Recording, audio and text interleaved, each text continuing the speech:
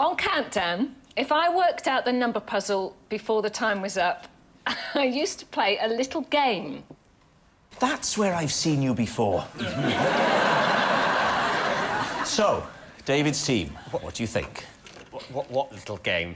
Well, on the numbers puzzle, you know, you used to do the press the target and the number, and then the target And then there's a would come time up. limit. And then there'd be 30... You had 30 seconds to do something. Yeah. Well, most of the time, I'd get the answer before the clock started, so I had 30 seconds. Before the clock started?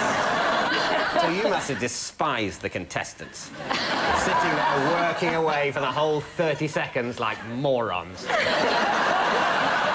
What I used to do, I used to get my pen that I would write on the board with, and I used to go round all the props boys, and I used to make them tap the end of my pen, and how many could tap the end of my pen in 30 seconds was the game.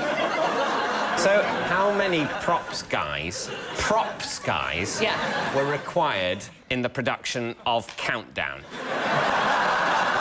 Well, Joe's been on Countdown a lot, so you know how we have someone like Harry or Vince or Stan who do the water pouring. Carol. And then Carol. We had. Oh, yeah, tap my pen! We're probably sat there. Wouldn't that be lovely?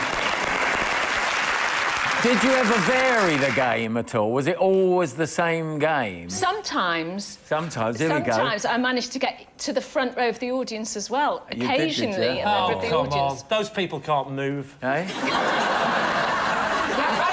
Did you actually think this game up? She's gone. I'll get her next time. Was this not distracting to the poor contestants who are trying to do some maths out of shot? Slightly out of shot, yes. I feel sorry for this new girl that's doing the numbers, because all the props guy must be going, oh, you'll have great fun on this show. They would have said to her on the first day, are we going to play Touch the Pen? And got fired for sexual harassment. We always played Touch the Pen with Karen. Well, I'm sorry. I'm just not like that. David, what are you and your teammates thinking? Does it strike you as plausible? I think Mary? it's flannel myself. Flannel. That's a great word. You've been on EastEnders too long, Larry. Oh, I don't know. I mean, I missed a lot of that because as soon as Cal started describing the game, I had a sort of mental absence. I've done Dictionary Corner quite a lot. And But you couldn't see me from Dictionary Corner, could you? No, I couldn't. Well, what I doubt is whether you would be allowed, when the contestants are trying to work out the maths, to run around the studio getting men to touch your marker pen. Yes, well, so we think it's a lie, I think. I think we do. OK. Yeah. What a surprise. Yeah. OK, Carol, is it truth or is it a lie? It is true. Now then. Oh. And do you know what? It actually is lots of fun. So, you seriously did this? It was a ritual, and after about 15 years, it gets funny, really, when, you know... Wow. people- That's what we're hoping with this show. And do you know, when I was being really cheeky, I'd take the top off, and then they all got dirty fingers. One of my best friends at school was a little man I'd made from a slice of toast that I always kept in my bag. OK. Yes, true.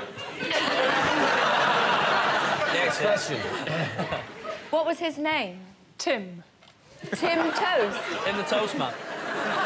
How did you make him? I cut him. I actually With figured scissors? him myself. Scissors or a essentially- knife? Scissors. Scissors, so you got a piece of toast, brown or white? Good question. Brown. Brown toast. Was he buttered? No, he wasn't buttered. That would be Damn. stupid, David. I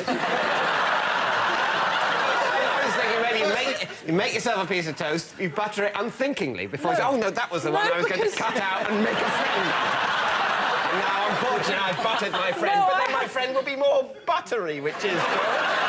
The fats in the butter would help preserve the friend from the mould, which will otherwise develop, which is going to be the central part of my next question. But How long did Tim last before he rotted? did you feel when you saw Tim, who you'd I created, stopped listening rotting? about 10 minutes ago. What are you asking me? I'm asking what happened about the rotting of Tim. I don't remember a rotting. How old were you when you made Tim? 7 or 8. And how old were you when you stopped being interested in Tim? 29. And what did he do, Tim? Did you never have an imaginary friend? He was just... This wasn't an imaginary friend. This is a friend that just happens to be made out of a piece of toast. Did you make him, you know, in your own image? Do you remember designing big legs because I wanted him to be a fast runner like what I was? Where did Tim sleep? In the toaster? I mean, did you take him to bed?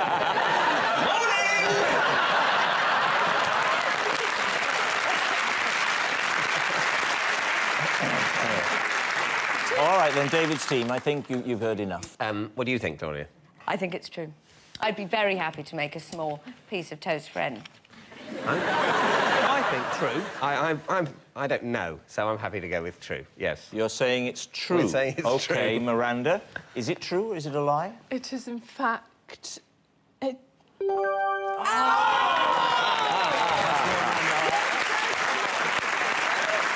done. It was a lie all along. One of Miranda's best friends at school was not a little man that she'd made from a slice of toast. Well, it makes sense now. I have made a CD of the sound of my kettle boiling, and I play it every night to help me get to sleep. Lee's team, is that possible? Why would that help you get to sleep? It reminds me of my grandmother, because we were always caravanning when I was little, and she'd be up later than me, and the kettle would be just boiling on the gas stove, and I could hear that little hiss and whistle and the bubbles. I had it done for me by the sound people at work. You absolute lie. You're trying to tell us... All I'm picturing is a man now with these big things on, going like that, in a... In 5, 4... So every night, you're lying in bed with your husband trying to get to sleep, and you put the sound of a kettle boiling. And he's all right with that, is he? I go to bed earlier than he does, because I have to get up at 5. Right. For what? To switch the kettle off.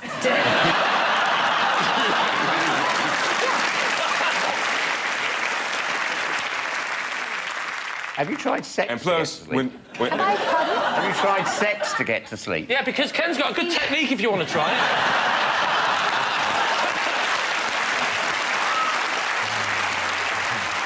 What do your kids say about this CD? They think it's weird? No, they put up with it, you know. No, you're lying now. Kids think everything is weird. No. If I'm really, really tired, I'll go upstairs and they will already have put a hot water bottle in the bed and the CD on the thingy. Oh, goodness, you're just off the scale.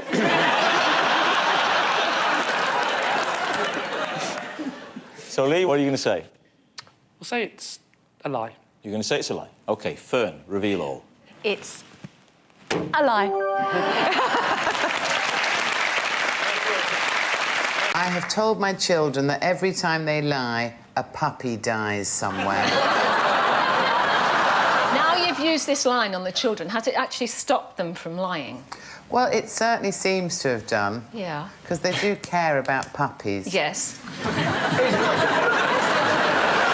It's a bit of a relief, actually, that you're saying that didn't result in your children telling loads and loads of lies and getting excited by the prospect of puppy death. It's heartening on that level. No, I don't have sadistic children. But it's also bad advice, because what if a dog goes to attack them and they tell a lie and the dog still gets them? Actually... It affects the nearest. The nearest dog will die. So you just... Well, statistically, you'd hope via osmosis the lie will kill... Essentially, you tell the lie, dog death spreads out from you till it finds a dog, the dog dies, and then the wave of dog death stops. Can I just ask Joe, why a puppy and not a kitten? He's not sick.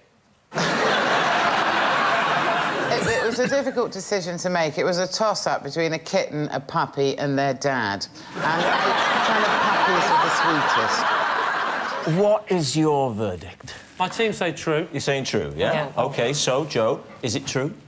It's A lie. It's a lie.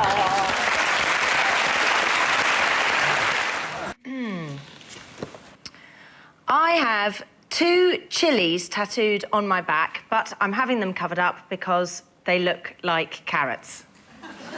Lee's team, what do you think of that faltering delivery? Well, whereabouts are they on your back? They're on this side. I know where the back is. Sort of down on my shoulder. When did you have them done? 15, 20 years ago. Why did you choose the 2 red chilies?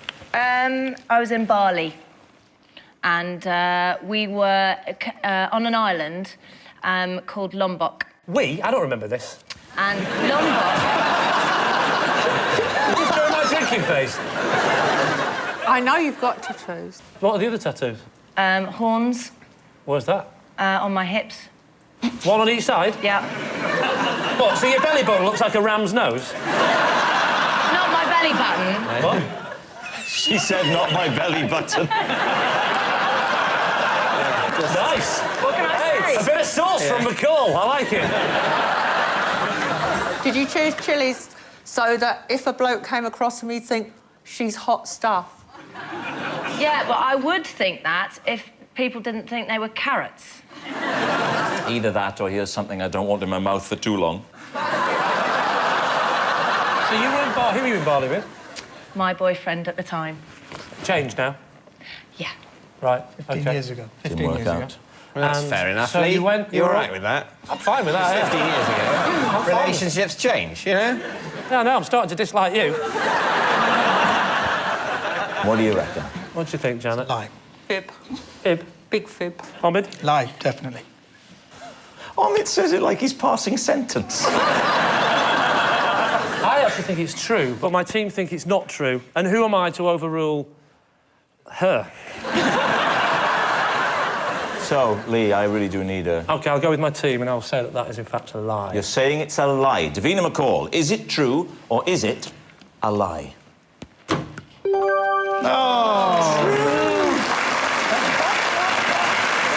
So sorry. I was just about to support you. Let's have a look, then. I need something to help. I'll do it. Yeah. Carrots, well...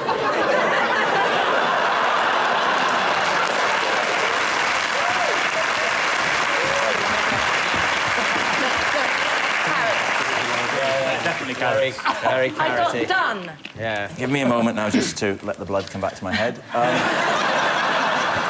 Yes, it's true.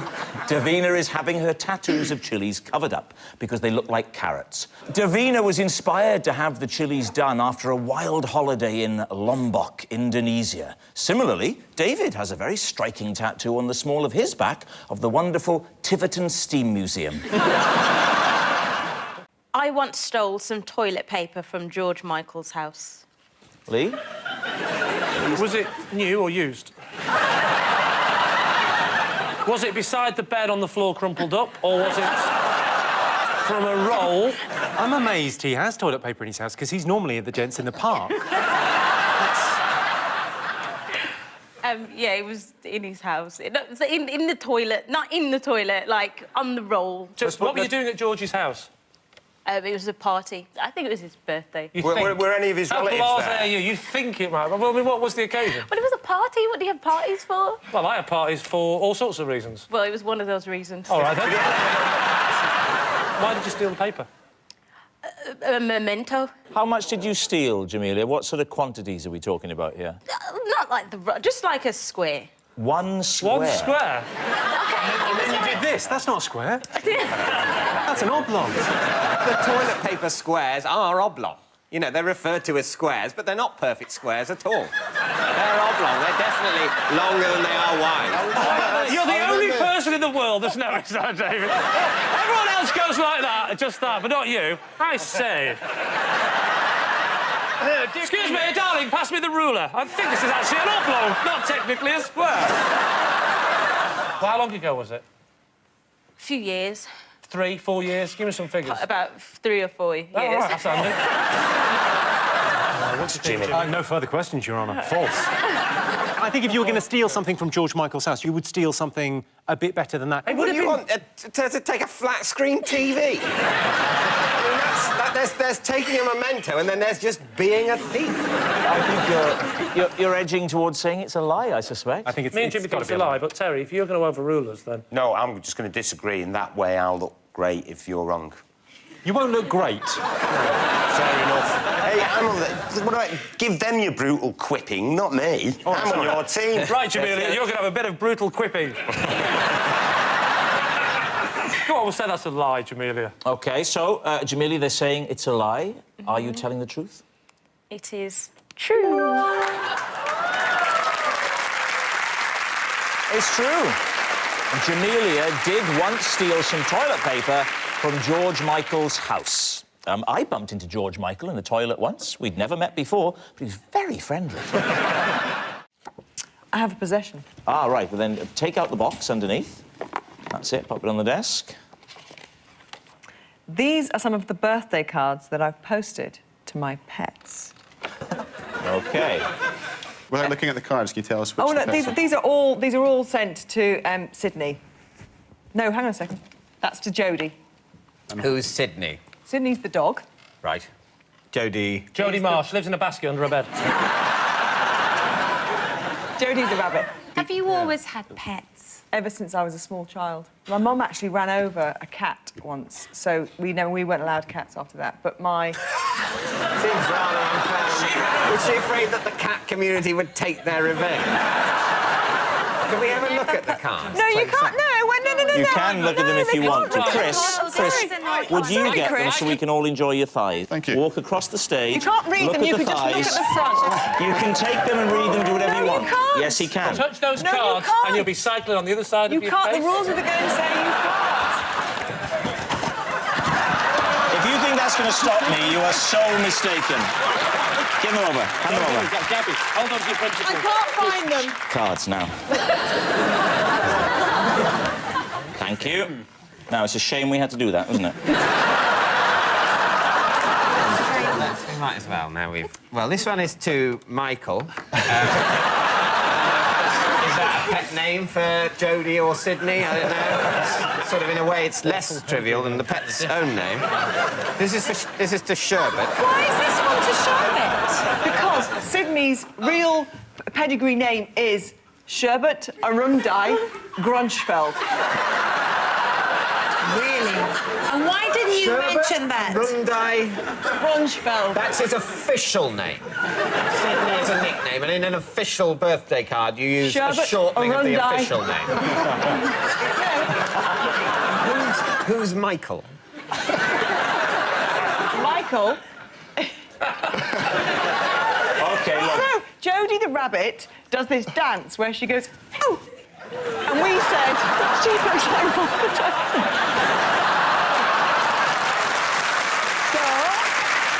So, David, what are you going to say? It's a difficult one. I just... It's got to be a lie, surely. I think we think it's a lie. We've got to go for a lie. You're saying lie. OK, so, saying it's a Gabby, lie, yes. were you telling the truth or were you telling us a lie? I was telling a lie.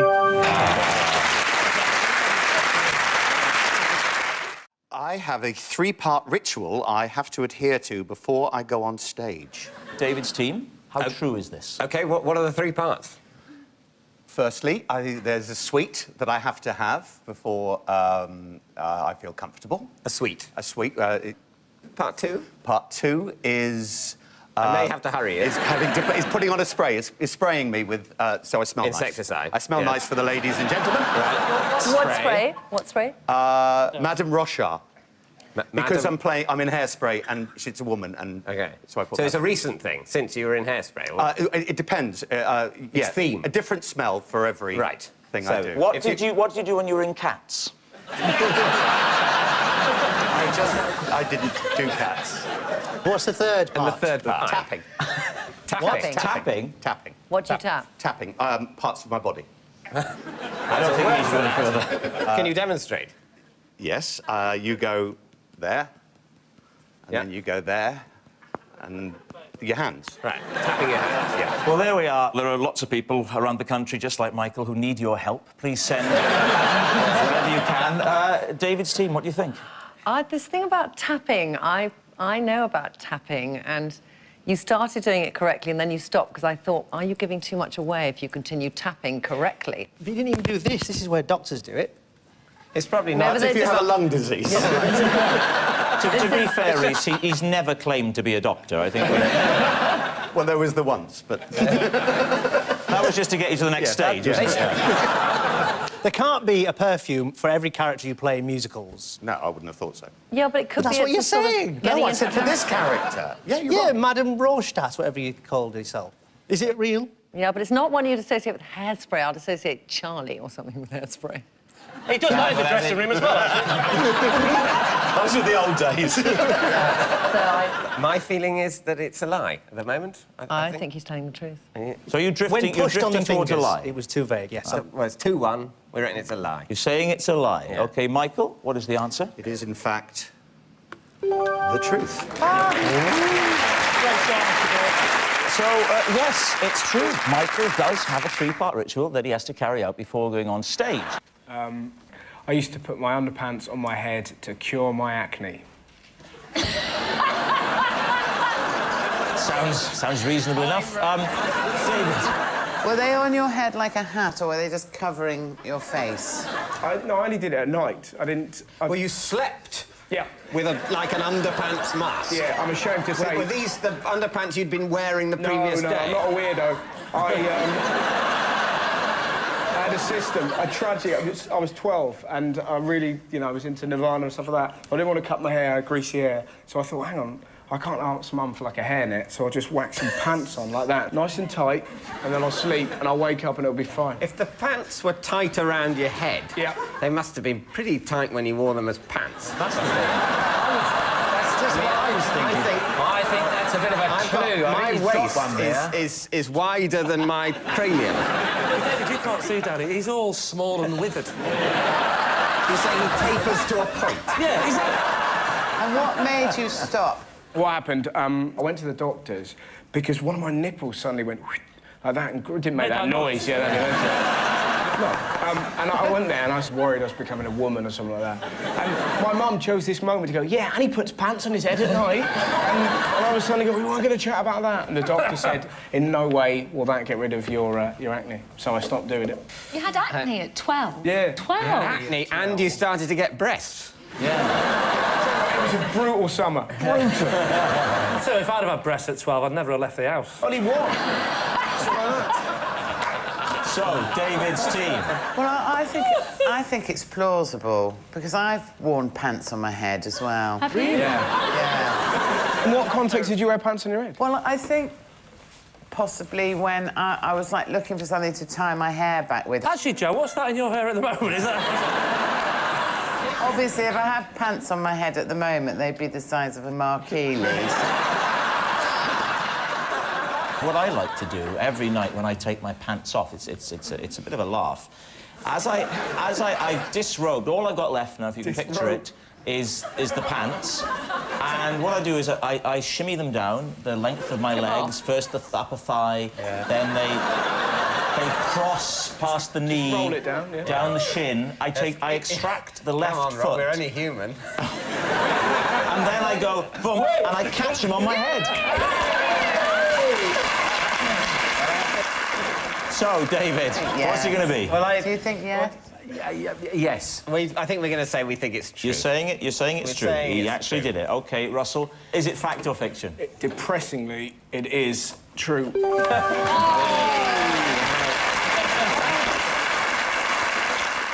3 members of the cabinet subscribe to my Twitter feed. Please explain for some of the less with it crowd what a Twitter is. Well, Twitter is a website where you can essentially leave messages of up to 140 characters. All right. Okay. And no longer. OK, Lee's team. You made it sound so dynamic. I can see why it's so popular. I can't. Why did you sign up? Because someone on it was impersonating me. What?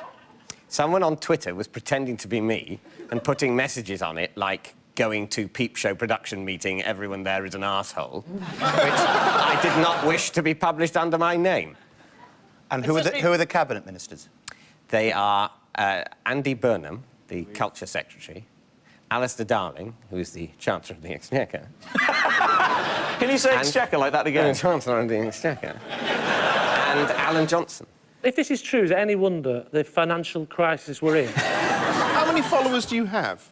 About 27,000. What sort of information would you be giving that's so interesting that they're going to sign up to follow you, of all the people in the country? I think you can follow more. That sounded really confrontational. You really are full of nasty... He's a very popular young man in the current entertainment scene, and a lot of people enjoy his work and they want to get close to him and they follow him. He's been on Question Time. He's been on Question Time, I'm a major political force, Charlie. Wait, let's have a guess. It's a lie. I think it's it could be true, actually. I think it could be true. It's a lie! If anybody is talking through the internet to cabinet members, it's Dave Mitchell. He's not talking. I'm on there. He doesn't really say much. Frankly, you're boring on there. I think it might be true. Are you saying true? You can say that if you want to lose the game. OK, it's a lie. OK. You think it's a lie, It Charlie? must be a lie. I don't know absolutely convinced it's a lie. I think it's true, and I'm going to go with you two, but particularly you, if it goes wrong. OK, you're saying it's a lie. David, is it true? It is a lie. It is a lie. Very big lie. There are not 3 members of the Cabinet who subscribe to David's Twitter feed. I, myself, don't get all the fuss about Twitter. I think people have forgotten the simple pleasure of just sitting down and talking to friends on Skype. I kept my car running for 2 months by cracking an egg into it every day. David's team, is that possible? When you say cracking eggs into it, where do you mean in the petrol tank or in the... In the petrol tank. Oh, you fool. Do you know nothing of cars? No, not egg-running cars. Well, if you, in a car, you have a radiator. If the radiator cracks, all the water comes out. Yeah. But, interestingly, if you put an egg in the radiator, it congeals. And it seals the hole in the radiator because the egg cuts and... So why didn't you go and get it fixed? Well, that's a good question. See, Trini, I couldn't afford it. So I thought, it's about 150 quid to get the radiator replaced now. It was my first car. So the eggs must have cost you 100 quid. No, they weren't free range, darling. No. I'm talking really cruel eggs. Did you do an egg a day? Cruel and cheap, they used to be called. Did you do an egg a day? I can pump out 50 a day was the advert. Who needs to move his head? That's where the advert... Who needs to move his head? 50 a day, that's me. So what do you think? Is it true or is it a lie? Can't be true. What do you think? I think it's a lie. OK, lie. You're saying it's a lie. Lee, tell us the truth. It is, in fact. True. Well done. Oh, yes. It's very, very true indeed. Lee Mack's motto is if there's a job worth doing, it's worth doing haphazardly with some farm produce. The only concert I have ever been to was by Shirley Bassey. And where was that? It was at the bit of Wembley that's not a football stadium, but is nevertheless a very large On the tube station? No, I think the arena. The arena? Mm-hmm. And who did you go with? I went with a friend of mine called John. And what period was this? It was the 18th century. I think about 7 or 8 years ago. Was she surprisingly good? She was pretty good. She was incredibly loud. You don't expect that, do you, at a concert? Can you remember any of the songs she sang? I think she sang all the, like, Goldfish. She definitely sang Diamonds Are Forever as well. Yeah. And I can't help thinking you know nothing about Shirley Bassey, but you've watched a lot of James Bond films. I can't believe you've never been to a classical concert. OK. So what do you think, Lee? It's a curious one. No, I can believe David doesn't strike me as the type of person that would go to loads of gigs. Yeah, so it is possible that he's not been to a concert before. It's a lie. Yeah. What do you think, Gabby? He's very clever, though, isn't he? Well, he's not that clever. I mean, it's all a facade. I'm actually the clever one. The gut. This is an act. When we go backstage, I'm like, David, marvellous performance, and he's like, they fell for it again, didn't they? So we're saying... I think, like you, it's a lie. OK, my team say it's a lie, so we'll say that that is indeed a lie. You're saying it's a lie. OK, David, is it true? It is true.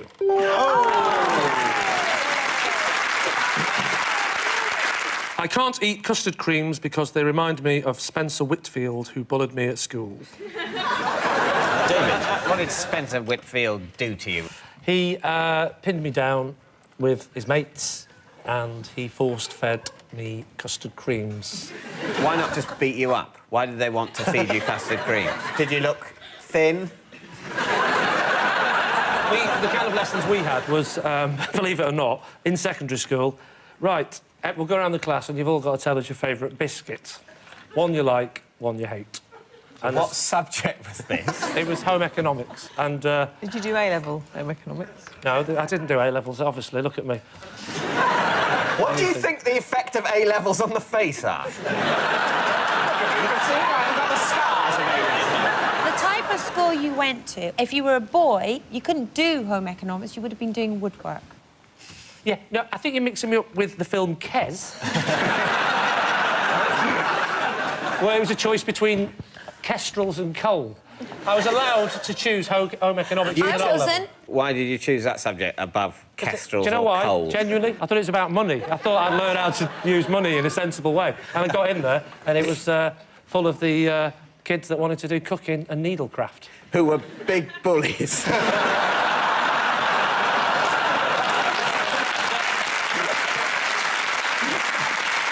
So, David, what are you going to say? I don't think it's true, really, but... No. You're pretty set on it being a lie. OK, fair enough. Lee, is it true or is it a lie? It's a lie. The screensaver on my phone is a photo of my living room carpet. You've got a mobile phone? Yeah. Bloody London for you, eh? Lee, is he telling the truth? Well, if anyone's capable of this. What colour is the carpet? Sort of, a very bright beige. I like the fact that you thought beige might be boring. I'll jazz it up a bit. Yeah,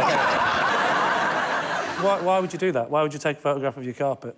Well, I've got a mobile phone which is the same model as a phone that many people have. Yes. And I needed a way of distinguishing it from other people's. You know, it might be left at a table in a meeting and then you pick it up and go, oh, yes, I immediately recognise that because it's the one with the carpet. A beige carpet. He might have done it once I know, he's done something on that carpet. Oh, he hasn't, has he?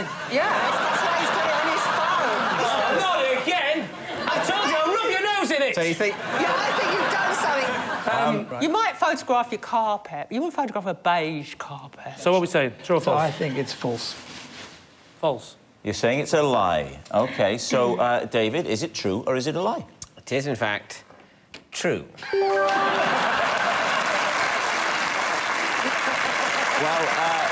David, the obvious question...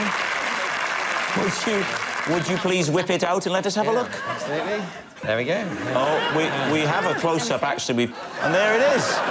It's true. The screensaver on David's phone is a photo of his living room carpet. It's the first time an Ericsson's got a close-up of a bit of beige carpet since Sven went out with Ulrika.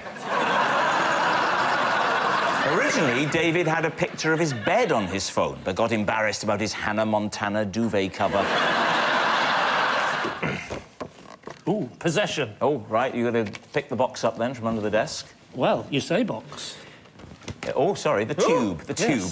Yes. This is my wall map of the UK. I have marked every service station that I have ever visited on it.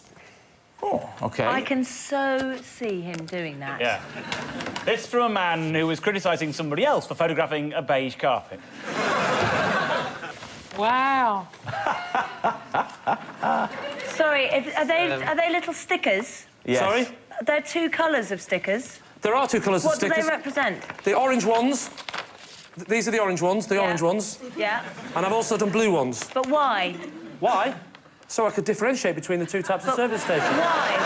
I'm about to tell you. OK, well, come on. Just give me a second. Sometimes Lee likes to finish his own sentences, sometimes not. They are basically two differentiating service stations. I use orange if I am heading north and blue if I'm heading south. Or, if I'm heading west, I also go for blue. In east, I go for orange. Well, you have headed north a lot more than you've headed west or east. I mean, how did you get back here? They're actually equal if you count them. Looks like there are loads more orange. Now, that one in Scotland, there, on the top... I can't believe you know where Scotland is, David. Well done. Near Inverness, there's one. That one there? That one there. Reminisce about that. Do you know, I will reminisce about that. I went through to the main pasty area, where I ordered my Ginster's pasty, and may I say Aberdeen service station, it was absolutely the perfect temperature. This is really hurting my arm. OK, you can put it down. One more question, though. One more... Have a look. Yeah, one more question, though. You don't have to spoil it with the details. If you want to have a look, they can have a look. Can they? Yeah. These are all motorway serviced. Yeah. Oh, you're all coming, are you? Well, you know. Yeah. There's an F and an asterisk. What do they denote? They note fantastic. And the asterisk is... there's not a word. Blows my mind. Blows my mind, the asterisk. And how many years of touring does this represent? Oh, it's not just touring. I'll do it when I'm on holiday. I'll do it wherever I go. You know when you said that there were about the same number of orange and blue? There's 7 blues and 33 oranges. You're going to be laughing on the other side of your face when in the next round I say I am colourblind. So, David, it's time to take a guess. Aberdeen service station doesn't ring true. It's definitely... I wonder, with the Aberdeen one, that's right outside Aberdeen. So you stopped at a service station about 6 minutes after departing. If it's on empty, I stop and fill it up. Certainly, Which 33 times out of 40 happens when heading north. Yes, it's uphill. You could...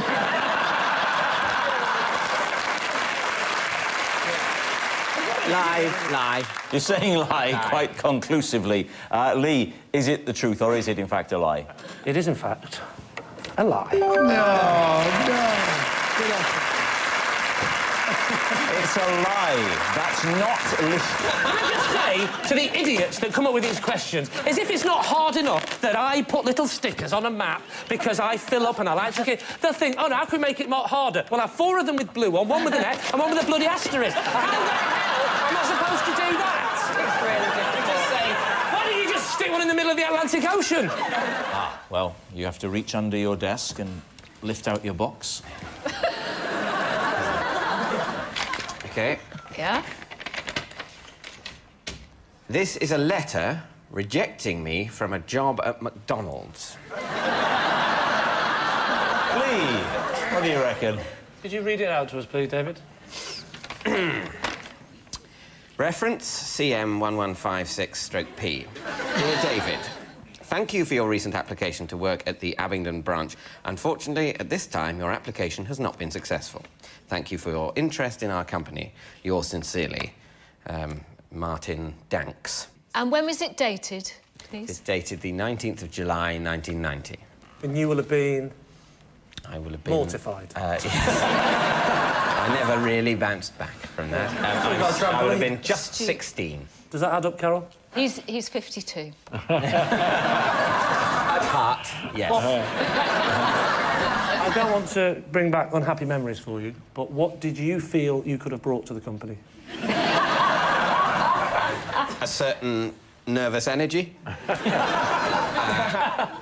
A culinary snobbishness that is lacking in the company. A fear of interacting with customers. And an equal fear of frying chips.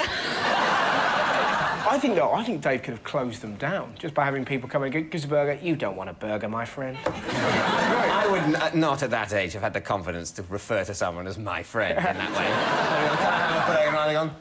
Why? Don't look at my face. What do you think, Carol? I think it's a lie, but I don't want to sway you on this because we need the points. I reckon he's kept it. He's a peculiar mystery. Look at him. This is why I don't like people looking at my face. So, Lee, you're saying... I have to say that I think that's probably... True, it's true. It's a lie. I say it's a lie. You're saying it's a lie? OK, David, time to own up. It is, in fact, a lie. Nice work, Nice work. It's a lie. Because David has never even been to McDonald's, although he was... Of course I've been to McDonald's.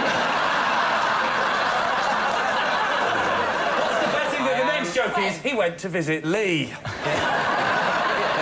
Can I please be allowed to read the auto-cue joke? Okay. David has never even been, although he was once mildly tempted to pop in and sample their short-lived McPheasant zinger. Excellent. Good work. Now characterising you as... the joke computer. Next, Lee.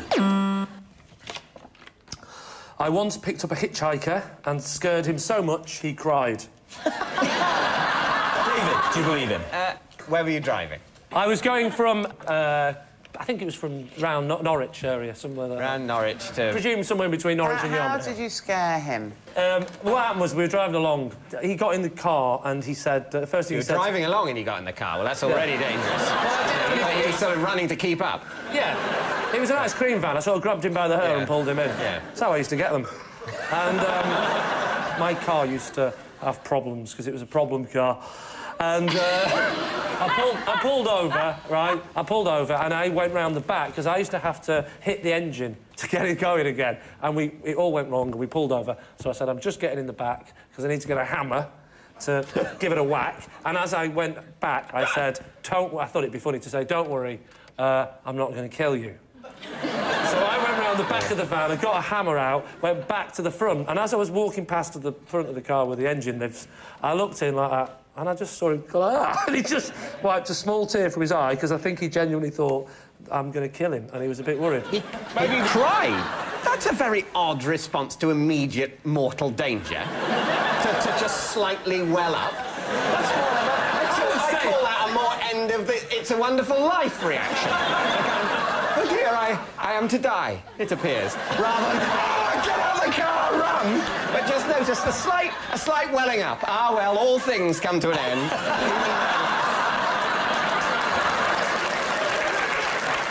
David, what do you reckon, then?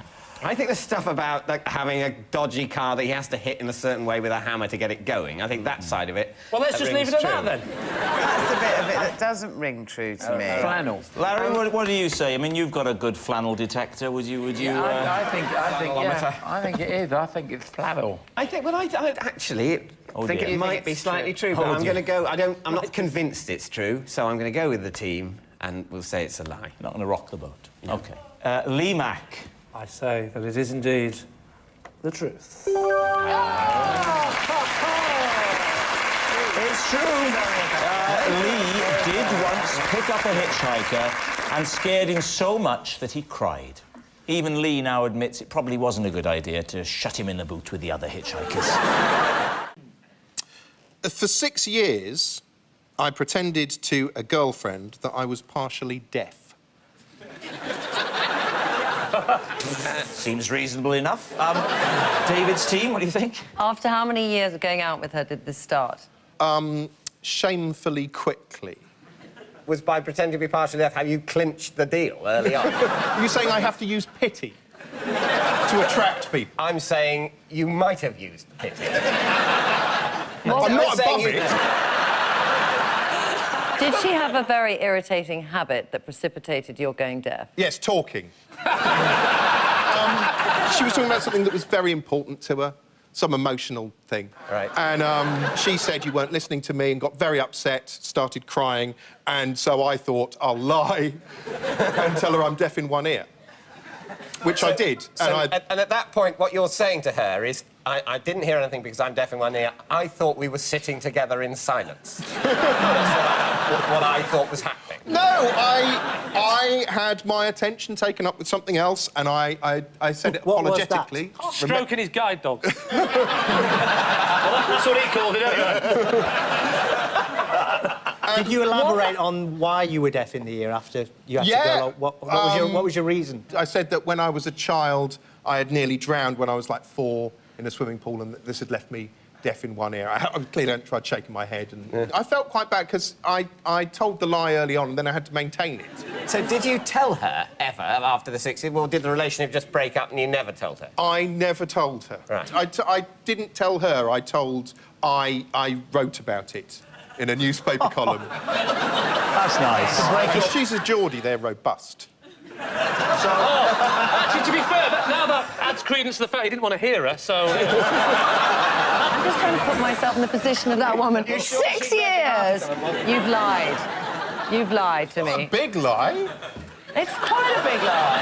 You'd be surprised how often it doesn't come up. That's a big lie. And the advantage is, after telling that lie, half the times it comes up, you can pretend you haven't heard it. So what do you think? So you think it's... A lie. You think it's a lie? Horrifically, I think it's true. I think it might be true. You think it's true? Charlie, is it truth or lie? It's true.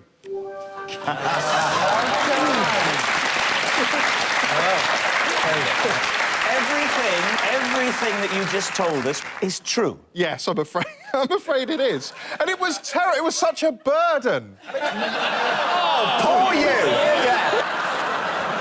The first time I introduced her to my parents, we're going down to meet them on the train. I suddenly thought, oh, God, she's going to mention the... And so I had to turn around to her and say, don't bring it up, my mother blames herself. And... I didn't want to lose her. I was desperate. Having told this terrible lie, I was locked into it. I daren't tell her I was going to... Can't you see that... Don't you find that moving? You, cold-hearted monster! I'm not having this! You can't call us cold-hearted. You've lived People a make 6 year mistakes, life. David! Yes, and for which they must be punished. I always throw the first and last biscuit in a packet away without eating them. Why? Because the one at the top, it started when the one at the top is crumbly, so I used to throw that. Often it's got crushed, and then can't explain why the bottom one. Do you mean you throw the bottom one away before you start eating them, or just when you get to the bottom one you throw it away? All right, here's the packet of biscuits, OK? Take the top off with the little bit of stringy kind of wrapping. Which actually reveals sort of 2 or 3 2 or 3 come away in it in a quite a satisfying motion. The third one is normally relatively unscathed by its experiences during transit. Which are we talking about? I take those... Let me talk. I take them out... Suddenly I'm on Bill Turnbull's side. I take them out. The top biscuit is often damaged. I discard it. I then take... Discard it? What, throw it away? Throw it away in the bin. In the bin. Waste it? In the bin. Or leave it all for the dog. I'll put it on the floor in the kitchen. Then, at the bottom, because I'm taking them out to put them in the biscuit jar... Have you got a dog? Yes, I have. Ben, he's not going to say no now. He's quite good at this. I've got a black lab. Oh, very good. Have you? So, where you do black experiments. Then take the biscuits. I'm getting them out to put them into the clear Perspex Kellner jar, whatever it's called. If you're worried about biscuits getting crushed and misshapen and crumbly, why do you put them in a biscuit jar? Well, that's the safest place. No, it's not. A packet is like a car park for biscuits. It's all perfectly, isn't it?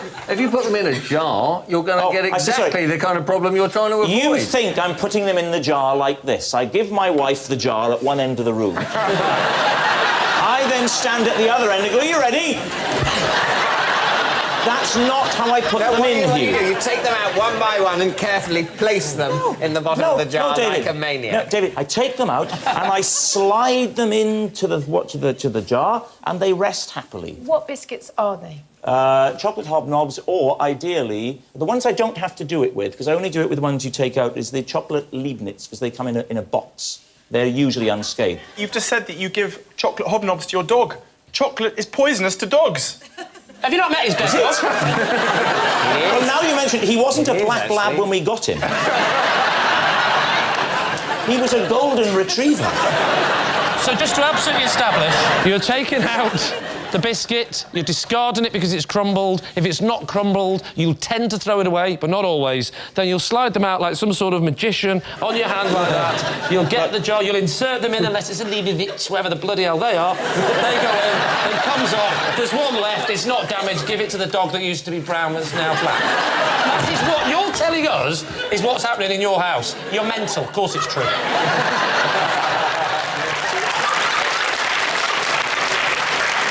think it's a lie. I think it's a lie. You're going to say lie? Yeah. Go on then. I'll go with my team, said it's a lie. Yeah? Lie. David? Well, yes, I think I can believe it. Yes, I don't like the broken biscuits on the end. Yeah. So what are you saying? So we'll say true. You're saying true, right. You say true, you say lie. Well, it's actually a lie. Kevin, you're next. I once accidentally bought a horse. Sorry? You bought a what? A horse. A horse? Sorry, I missed the S. You claim that you once accidentally bought a horse. Am I right? You're right. Right, fine. We're all clear. Under what circumstances? What did you think you were buying? I never thought I was buying anything. I thought I was renting.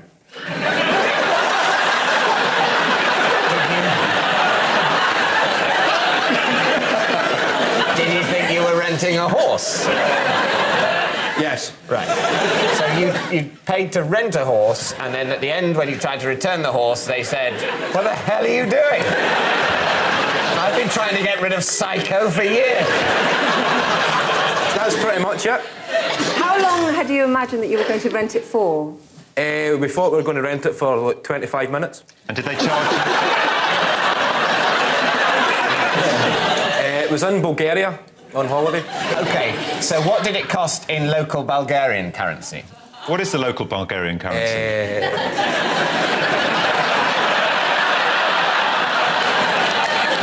It was... We're going to lose. lose. It was 200 lev.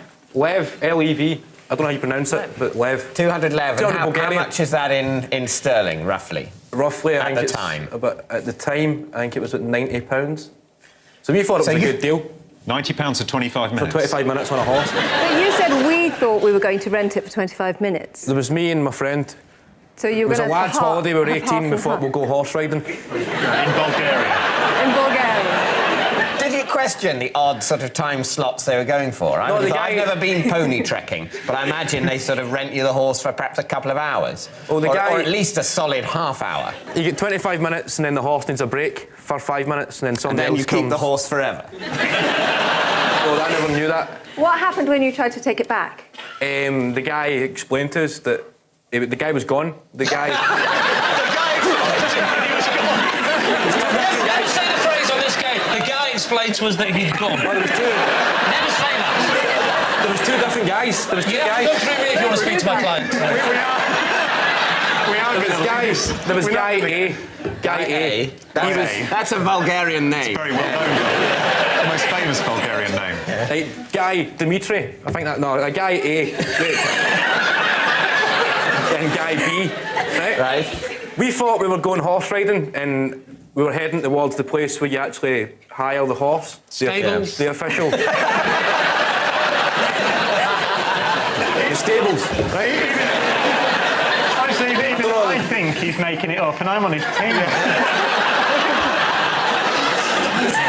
Bit of patience, Brian. Come on, right. We met a guy on the way who had a horse, and we thought he was doing that thing, in Asda, when you've got a shopping trolley, and you're taking it back, and somebody else needs a trolley, and you say, "Do you want this one?" So we thought the guy was saying, "I need to go all the way to the actual stable. I'm from the stable, so just hire this horse." That's what the guy said. Yeah. So we thought, all right, there was a bit of a communication breakdown. There was a Bulgarian guy trying to speak English and two Scottish guys trying to speak English.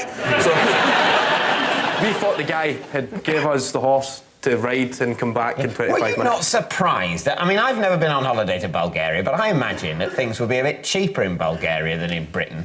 Were you not surprised that it cost you the equivalent of £90 to hire a horse for 25 minutes? It was 25 minutes each, so there was two of us. Right. So we chipped in for a horse.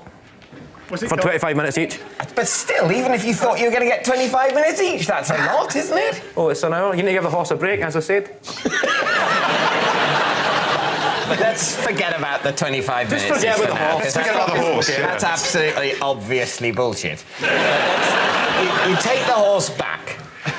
Guy B, who's the guy you met on the way to the stables... He's gone. He's gone. He's No gone. sign of him. No, he's gone. So you say to Guy A, well, we hired this as part of your not bothering to actually go to the stables but getting it a few hundred yards away scheme.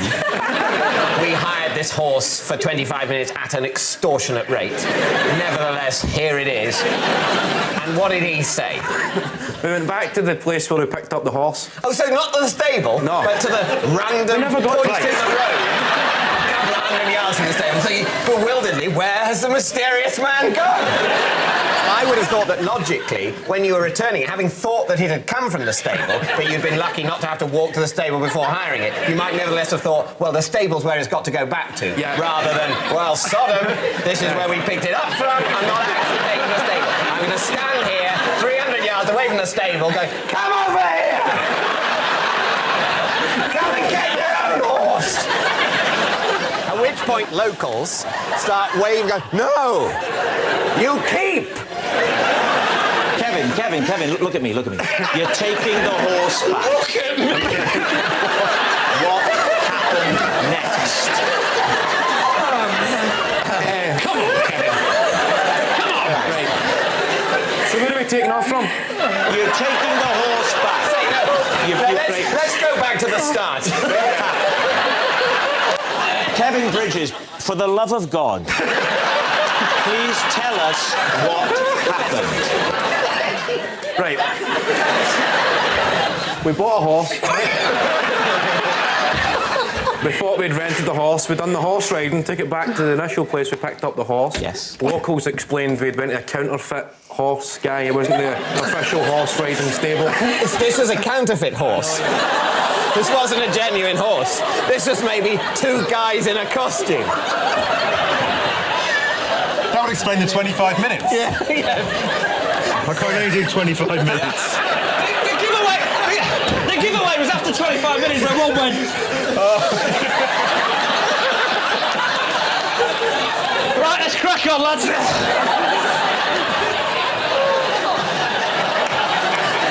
So, David's team. What do you think? Truth or lie? I mean, the trouble with this game is it plays tricks with your mind. But I don't think it's true. You don't really. It's got to be, hasn't It's got to be a lie. Got to be a lie. Yeah. Saying it's a lie. Right. So here we go. This it really is. Here's the moment. This is more than any other episode I've done of this show. This is the moment we've been waiting for. Kevin Bridges, is it true or is it a lie? It's true.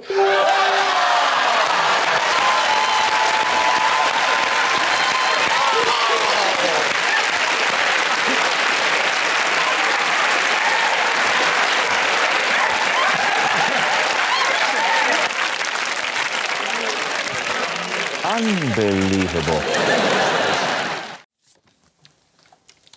I developed a word association system to remember people's names, but gave it up when it backfired on me. David. What was the word association system? That I developed? To help remember people's names. It was Jack, you've just got a bit of fluff on you. Thank you very much. Keep thinking. What I do is I attach a quality to someone and then try and relate that quality to the person's name. So, just for example, so what would that be? So Jason Manford, if I think Jason and the Argonauts, and that would perhaps, and then next time I'll see you, I'll think Argonauts will make me think of Jason. What's Argonaut like about Jason? For instance, Jason the Argonauts, I might therefore J and Argonaut gives me Juggernaut. Right. And you look to me like a lorry driver. Right. So therefore I would think lorry driver Jason. And then when you next meet him, you say, "Hi Yorkie, how are you?"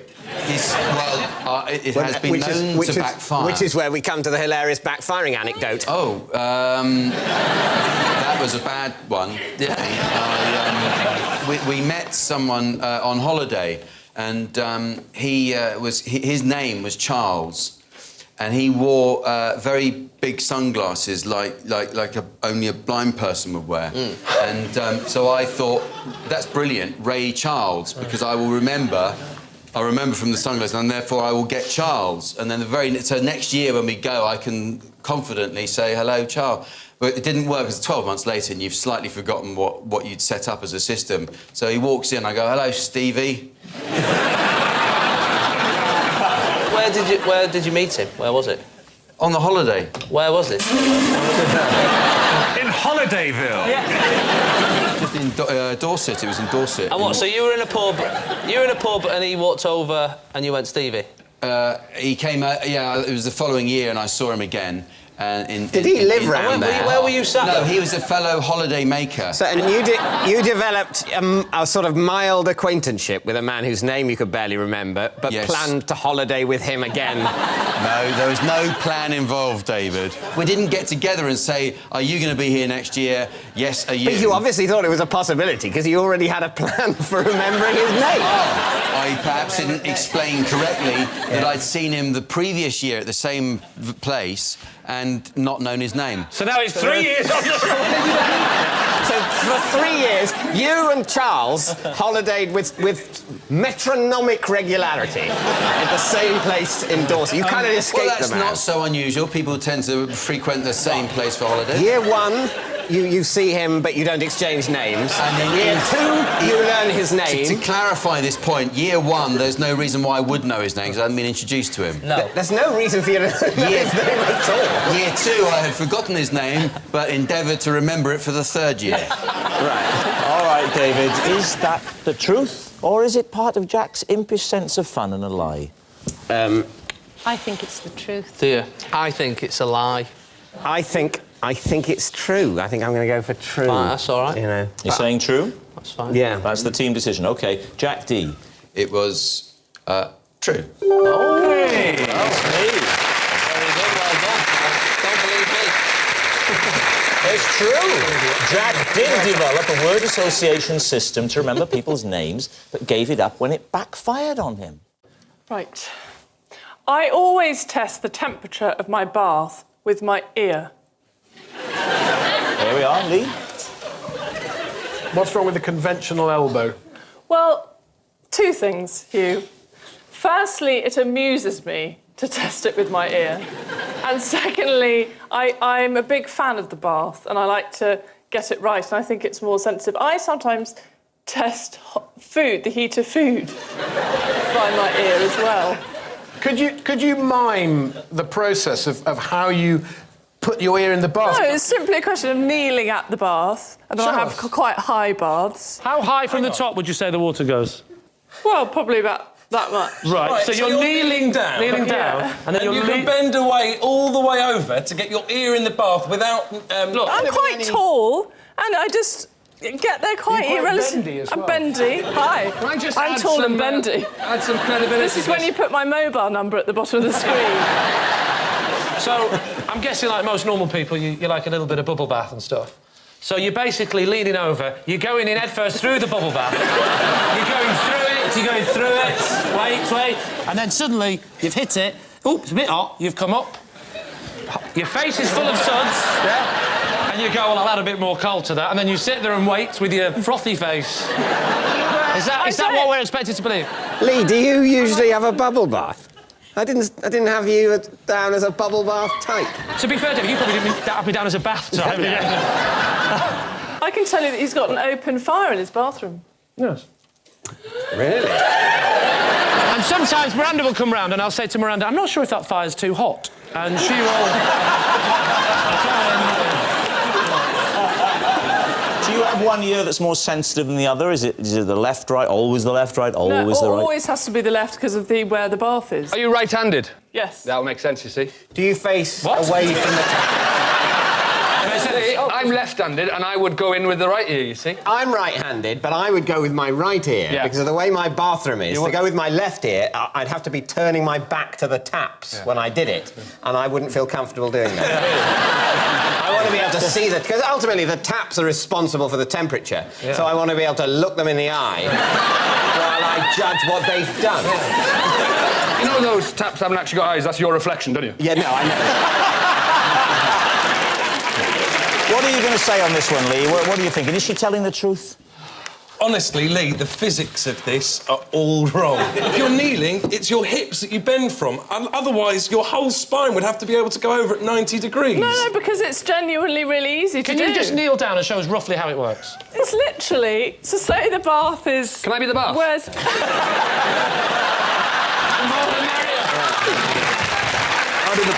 he's the bath. Just say this is the water. That's quite low down. That's convenient, isn't it? That perfect height.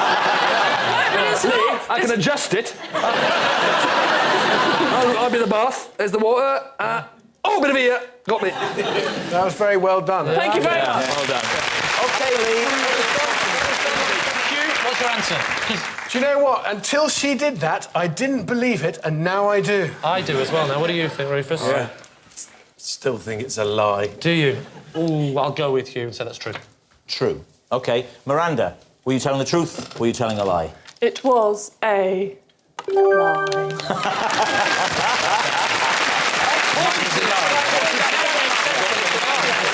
It's a lie. Miranda does not test the temperature of her bath with her ear.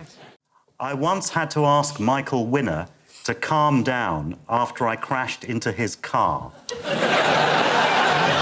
David. Right. Was this...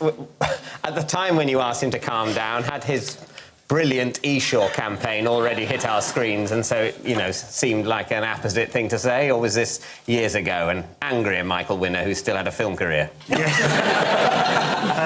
I think it was before the adverts. Right, so maybe that's what gave him the idea. Quite possibly. What car was he driving? He was driving a Bentley. What colour? I don't know, it was dark. What, it was at night or it was a dark Bentley? Both. It was dark, that's why it blended in. Right. That's why I hit him. Are you sure he had a car at all? Well, you mean I just hit him up the arse? Well, he was once a very large man. What was your car? I was in a Vauxhall Cavalier. And where did the crash happen? Yes. It was Kensington High Street in London. Who was in the car with him? No one, I think. He was driving himself? He was driving himself, yeah. Describe the whole incident. It was raining and it was dark and I braked. And the guy in front of me braked very suddenly and I went into the back of him. So you both get out of the car. At this point, you're presumably quite surprised to see that it's Michael Winner. I started laughing. Right. What was his response? He said, that bump is about £1,000. Then Michael Winner got out of the car and he said, I agree with the first chap. I started laughing and he just said, this isn't very funny. And I said, I think it is. Did you exchange all the details? I think I gave him my details. I don't think he gave Did you include the OBE in your details? Didn't have one at the time. This was pre-decoration. Was it this incident that led to your being awarded the OBE? Because I think you should have got a knighthood. Well... you have to kill him for that. Yeah. I'm surprised he didn't have a passenger with him because he's very friendly with Michael Caine. I was driving down the road when we felt a prang in the arse. I looked around. Who do you bloody think it was? Only Sanjeev Bhaskar, pre-decoration. What do you think, David's team? Michael Winner does have a driver, always talks about the driver in his reviews. Well, you think it's true. Well, I'm so gullible. I think, yes. Oh, did it? Oh, really? You think it's well, a it lie? happened. It's a lie. There's something about that he would have a chauffeur or someone else in the car. So, on the basis I have the casting vote, I'm going to say lie. Saying that it's a lie. Yeah. OK. Sanjeev Bhaskar, OBE. Are you telling the truth or telling a lie? I'm telling the truth.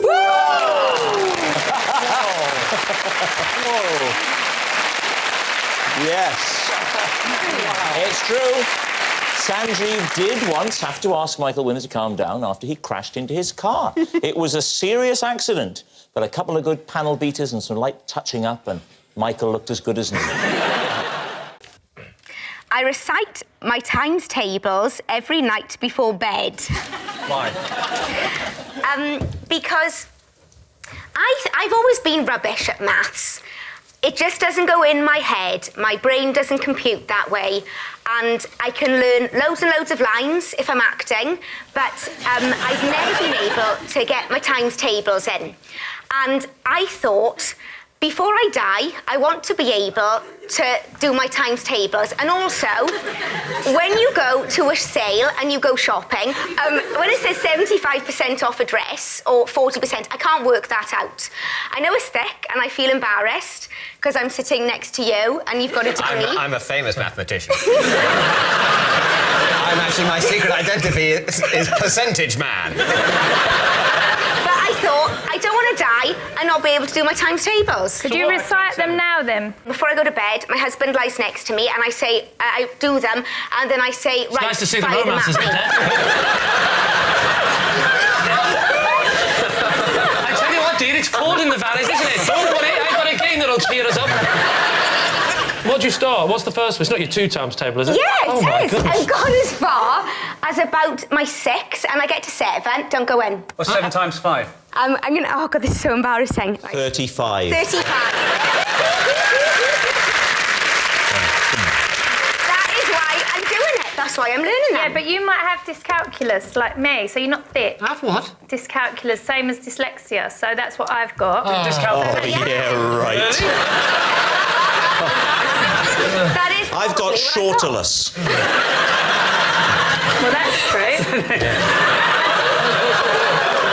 Don't you come round here giving any of that, sweetheart. You'll be barred from this bloody pub, all right? But that is true, you might have that. You're not thick. Oh, If there are yeah. any kids watching, you're not thick if you can't add up. Well, you're a bit thick, aren't you? Well, I mean, it's a bit late, isn't it? You're not bright, let's put it like that. Do you do it every single night without fail? Even if you come in really pissed, you still do it? You're getting on the times table? Yeah, I still try to do it, yeah. Oh, my God, if there's a dress for 80 quid and it says 50% off, will you struggle? Right, well, this is right. No, that would be £40, wouldn't it? But I've got to check with you when I say it. I can't just say straight off. What I often find, actually, is in shops, when they take a percentage off the original price, they will also tell you the subsequent price. It's quite a minority of shops that make you work it out. If you get it wrong, that's what you pay. Even if it's less than they wanted to charge. They go, I hope we don't get one of those dyscalculus people in. I thought it was 50p. Have to sell it to me. So, Lee, what are you going to say? Is she telling the What truth? have you cracked? Which one do you think you've... I've cracked 1, 2, 3, What? 4, 5, 6. You mean you've learned how to count? Okay, you've cracked the ones, the twos. And I cracked 7 the other night. Right, give us the 7 times table. But I can't do it now, I can't remember it. 1 7 is 7. Oh, foul, this is like my worst nightmare. 1 7 is 7, 2 7s are 14, 3 7s are 21, 4 7s are 28, 5 7s, now this is where all 35. 5 7s are 35, 6 7s are 42, 7 7s are 40, right, this is 49, 49, 8 7s are 54, 52. Higher. 56. Okay. What was that? 9 7s are 56, 10 7s are 70, 11 7s are 77, 12 7s are 84, 88, 92. Right, so... It's not a Jeremy Kyle show. 7 times table. I think this could be a cracking new round. Lee, is it the truth? I think it's a lie. Why do you think it's a lie? Why would anybody do that at night? That's the last thing you need before you go to bed. I think it's true. Patsy thinks it's Patsy's true. going to stick on true. We'll go with Patsy, though. All right, then, so, Joe, truth or lie? That is true.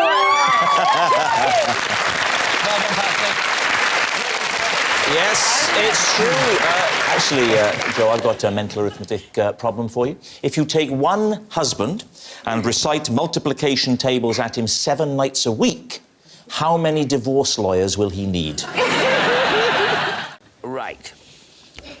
I once undertook a self-help course entitled How to Become Taller.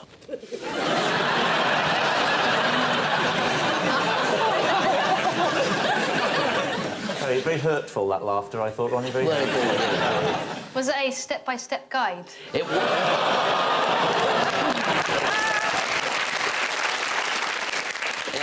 No, it was a little routine I had to perform every morning against the wall, stretching up, and with a pin in the wall. Oh, it was literally taller, not just to make you feel Oh, no, to confident. really make me This is taller. going to make you taller. I'm talking about the real business, making me taller. And saying every day, and in every way, I'm getting taller and taller. Can I ask you a question? Did you keep the receipt? Was this done once you were of maturity, or was it when you were an adolescent and still possibly might grow? I was about sort of 14 or 15. Oh, yes, right. And it was bought by my aunt, right, who was perhaps more worried about my size than I was. Yeah. And so she subscribed to it. How tall were you at 14? A little bit taller than I am now, actually. This is a great book you bought, isn't it? But surely at 15 you can still have a growth spurt. Like, Julian, you're pretty tall. Like, how old were you when you reached the height you are now? Well, I shot up when I was 15. Were you doing this yourself? It's slow.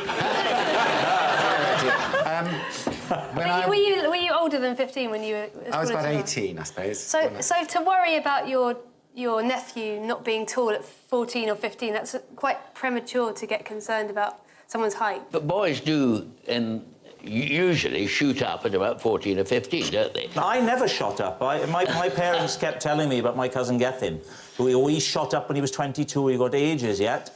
And of course, I peaked at a very disappointing 5'7", which is... I can't believe in front of Ronnie you're saying a very disappointing... I was about to say. Look at his feelings! His feelings! I know. So upsetting.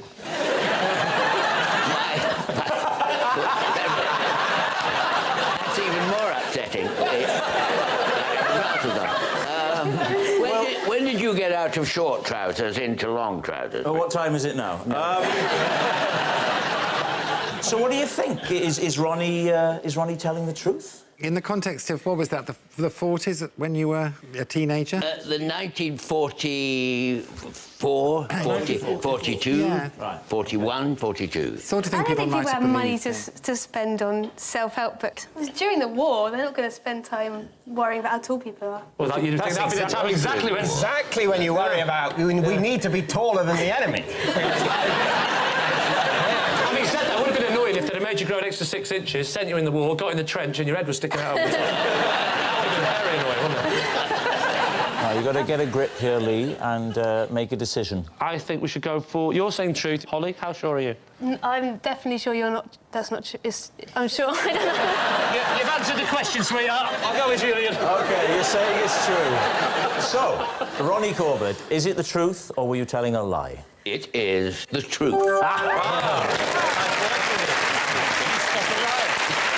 It's true. Ronnie did once undertake a self-help course entitled How to Become Taller. Of course, lacking height is no obstacle to success. I can think of loads of short people who've become household names. There's Ronnie, of course, and then there's Sleepy, Grumpy, Happy, Dozy, Sneezy, Ant and Deck. In my garden, I have a life-size statue of myself astride a unicorn. Seems reasonable enough, David. Where do you get one? I mean, it was I a want prop one. from a show. A prop from a show I did. It's not made of stone. It's made from polystyrene or something, but it's been painted. It's a bit weather-worn now. And what was the show? It was it was a New Year's Eve thing for Channel 4. Hello 1993 or something. Well, why did Hello 1993 need a statue of you on a unicorn? Well, it was the 90s. You touch it up every now and again, every spring, give the repaint, or... I have a man for that sort of thing. Oh, right. You don't have to touch up its horn yourself? No. Did you ask for the unicorn, or was that forced on you? Well, it was part of the set. You know, like you have these sort of bumper car things for this set. Yes, I see that. When this comes to an end, you may want to take one of those home. Same. I'd like to have this in my house, and I'd like to address my wife from it every night. On to round 3, foreplay, and if you get through that, who knows what might happen. So it's in the garden. Is it part of a water feature? Is it on a lawn? It's on a plinth. on a few bricks. A few bricks. Which is it? A plinth or a few bricks? Because when cars have had their wheels taken, they don't say, "Oh, look, that car's on a plinth." Well, I call it a plinth. How nice. What do you think then, David? Yeah, what do you think, Ronnie? I think it might be a lie. Really? Would it be in the garden for this long, I asked myself. Well, it could... I mean, it could be in a bit of a state. Seriously dilapidated. Yeah. A sort of a decaying image of yourself on you. That'd be quite a reminder of your own mortality on top of a mythical beast. I have a similar thing in my house. It's called a mirror. So what are you going to say, David? I think it's true. I thought it was true from the first time we said it. I didn't need any backup. You think it's a lie? I think it's true. I think it's a lie. Well, I think on balance, I think it's true. OK, David's saying it's true. Julian, were you telling the truth or were you telling a lie? It was a lie.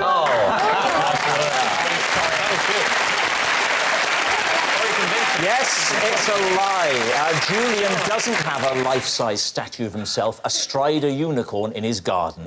The traditional method for hunting a unicorn is for a fair maiden to sit alone upon the grass, and after a time the unicorn will approach. This is also the traditional method for catching flashers.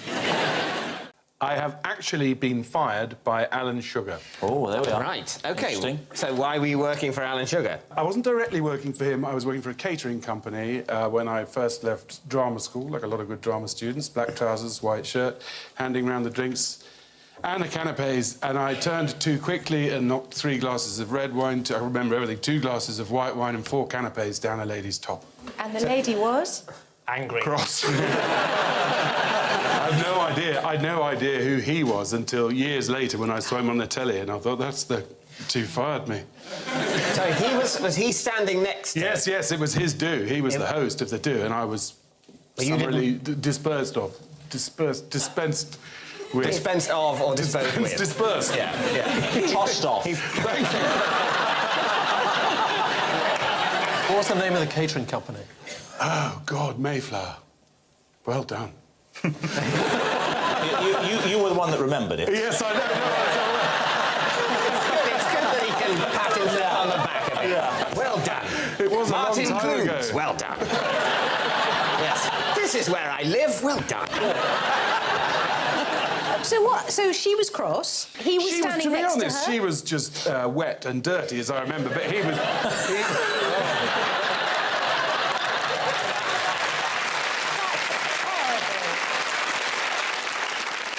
No, she was just busy with dealing with, worrying about her clothes, and his summary firing of me was a sort of display for her benefit as much as anything. So he was right there and he did it himself? Yes.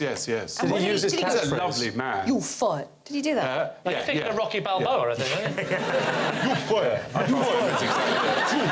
You fired, Edwin. You fired. Please, that's a very good Rocky Balboa, but doesn't he really sound a bit more like this? Hello, very much. Hello, time.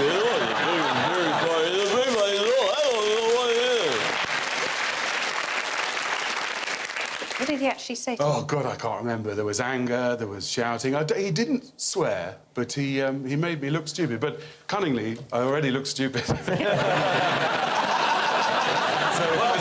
didn't really hurt. Right, David. I think Mayflower sounds very much like a sort of outside catering company. But do you think that if you're the guest who's been spilt all over, wet and dirty, that he would have turned round and said, "You're fired"? It's a very nasty thing to do, because it's only an accident. And you were 20. You were full of apologies at this moment. Of course I was full of apologies. I had some spillage on me, but I didn't, bang on Didn't about blame that. her. That was probably a wise course not to go, "What are you doing, you stupid bitch? Standing right in my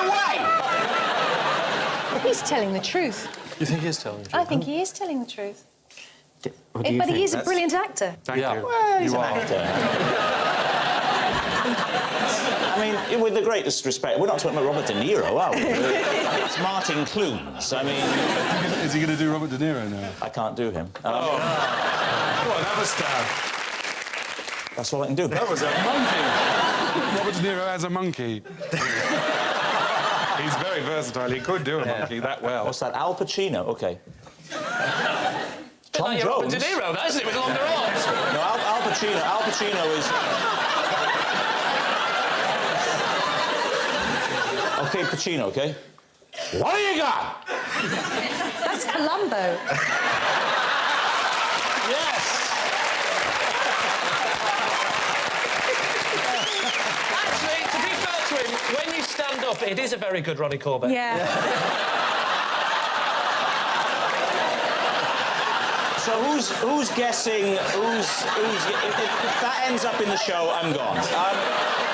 Come on, everybody. Let's have a guess. Well, I think you instinctively think it's true. I'm going to go with true. Well, I haven't got a clue. So... I can only go with Fern. well, I think yes. Let's go with you. OK, we're going with Fern, and you're saying that it's true. Martin Clunes, our greatest living actor. Were you telling the truth or were you telling a lie? I was telling a porcupine.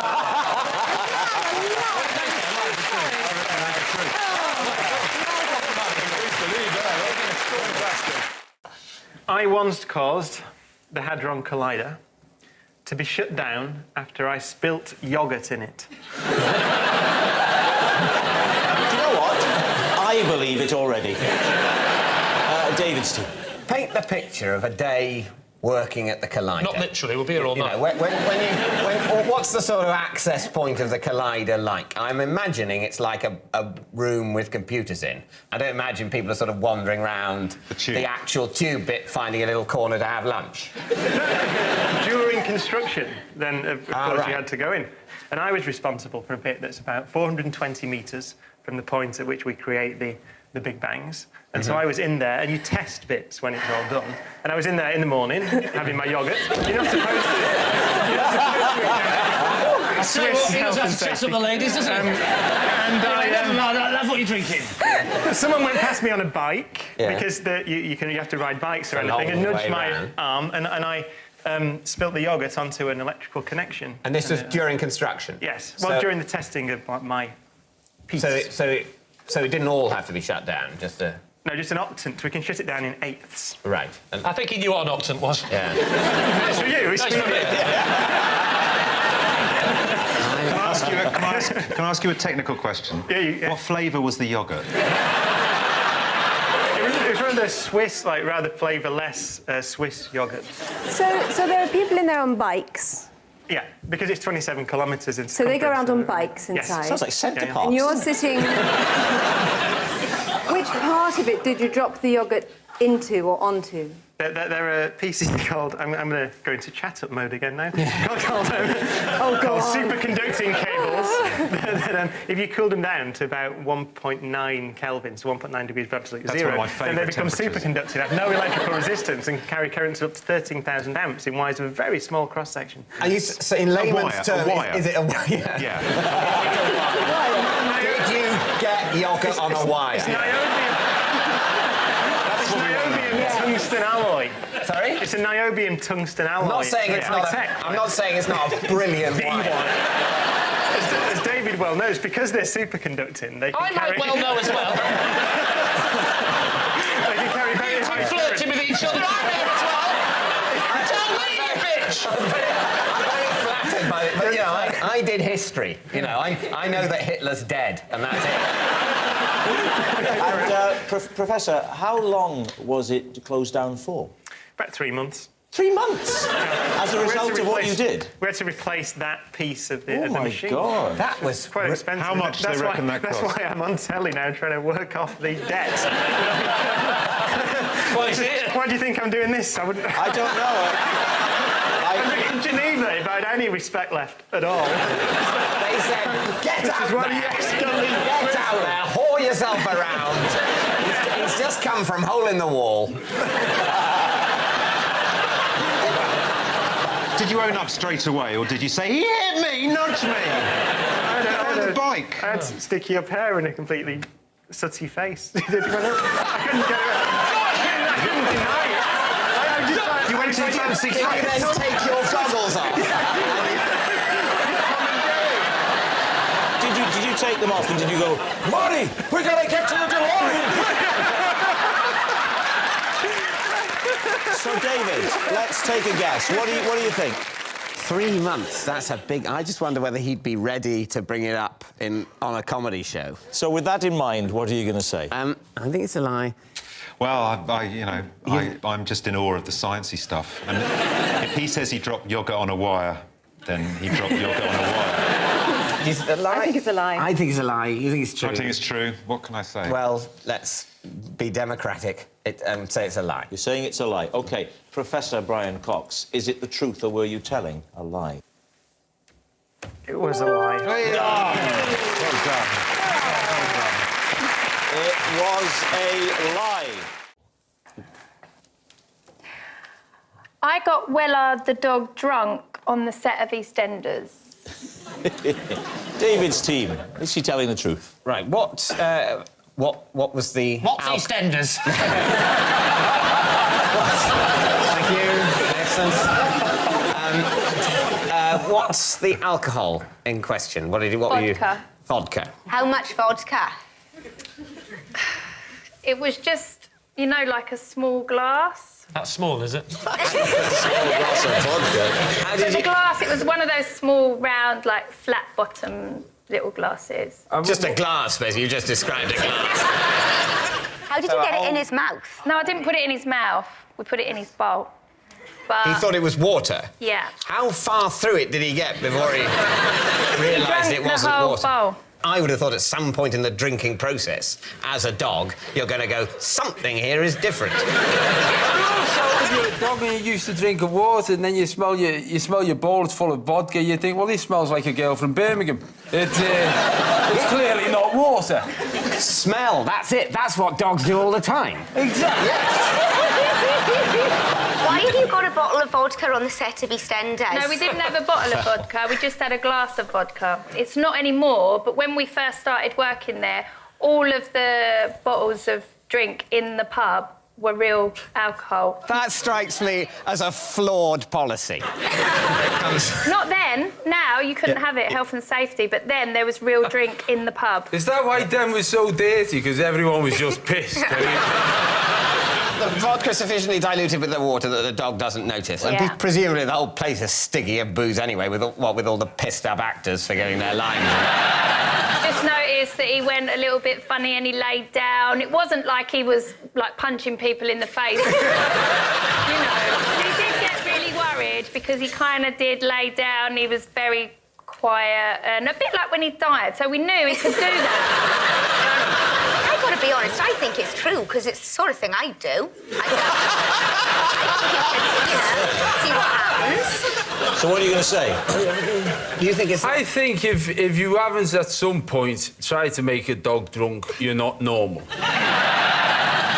I think we think that almost anyone, given enough time sitting in the same room with some vodka and a dog, will either put the vodka in the dog or the other way round. So we're saying true, I think. You're saying it's true? Yeah. OK, Patsy Palmer, is it the truth or is it a lie? It's a lie. I had a job as a postman, but left after a week because I couldn't ride the bike. Lee Mack, what do you think? What? When was this? When I was a student. Oh, not just after this morning? Did they provide a bike or did you have your own bike? They provide a bike. And you couldn't ride it? No. Why couldn't you ride it? Because the basket on the front that you put the letters in doesn't turn when you turn the handlebars, so you think you're probably going straight on, but you're not. You're trying to turn right, and you think, I'm scared, and then you fall off. Sorry, what decade are we talking Basket about? on the... Basket on the front? How old were you at the time? 18, so 1933. She's exaggerating. 34, OK. My wife has a bike with a high basket at the front. Sometimes I'll pop up, you know. I might pop up into the basket, you know. I'm doing Ronnie Corbett. I might pop up and admire the view. As you were. So you lasted a week. Good. You lasted. Don't encourage him. I'm just glad that basket wasn't big enough to fit Terry Wogan in. Don't. So, how long? You're a week. Just 1 week. No. Oh, feel it coming on. Now, Are you edging anywhere closer to... Suicide, yes. What did you do after that? What was your next job? Fern? You seem to be struck. Your face went to screensaver then. Oh, just jiggle my mouse, I'll come back. I'll do it.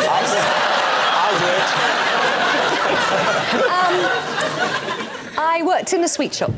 So what are you going to say? Martin thinks it's true. Martin thinks it's true. Yeah. Are you basing that on anything than a 50-50 guess? I'm basing it because I didn't think it was when you started. You seemed hesitant, but then the confidence and the fullness of your answers convinced me. I have to say, that's probably the most polite answer we've had on the show so far. The bit I don't understand is how the basket doesn't go the same way as Well, that's what she didn't understand. That's what let her down over the whole arrangement, was the faulty bloody bicycle. Go on, go with your science. You think it's not true? No. OK, it's time to make a guess. Well, what do we think? What was your... I've told you! Well, I didn't listen.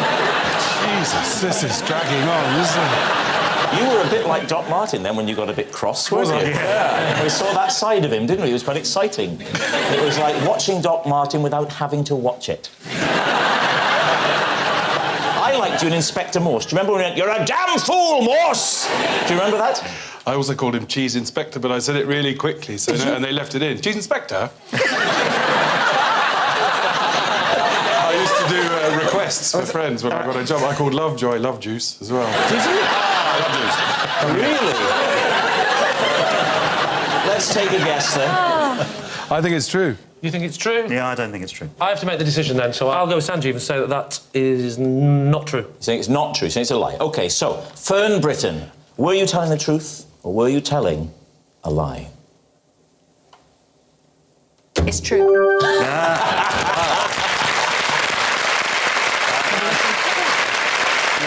Yes, it's true. Fern did have a job as a postman, but she left after a week because she couldn't ride the bike. Part of the problem is that the wheels on a post office bike are larger than normal. That's according to a spokesperson. That is a beauty. OK. For 10 years, I refused to go into any branch of McDonald's after a girl dumped me in one. What, you mean this girl took you there and left you there? So, so you phoned ahead, made the reservation.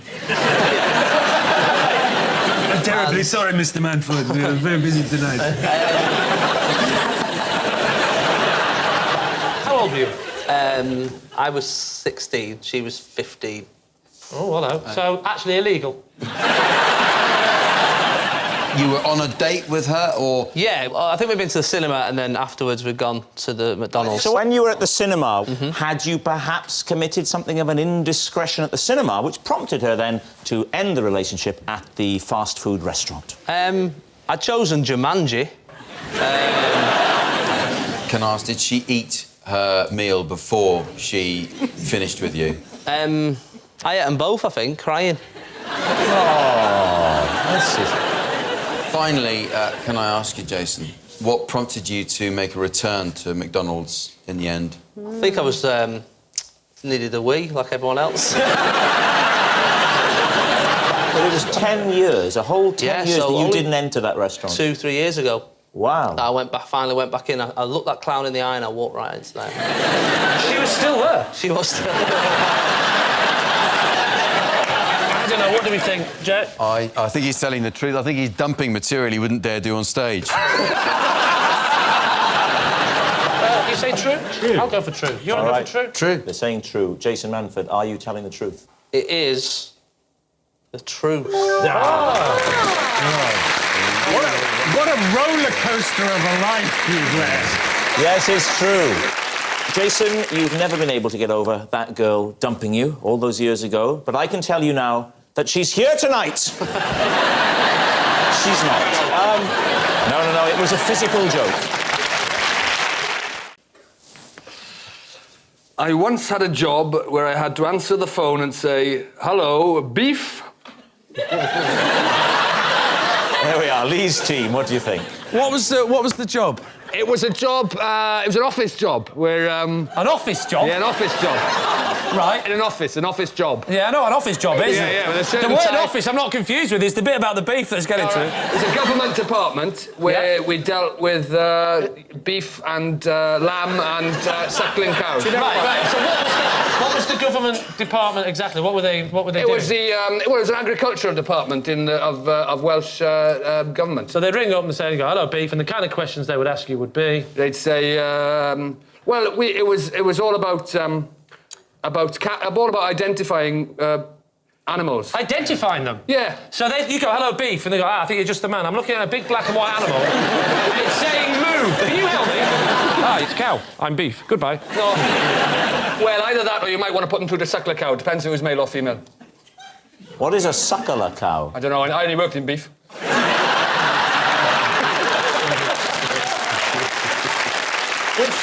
Was this in Cardiff or something? Or? No, it was in West Wales. Was it in Carmarthen? Carmarthen. Kidwelly? Carmarthen. Haverfordwest? Carmarthen. Carmarthen? You should work on the trains.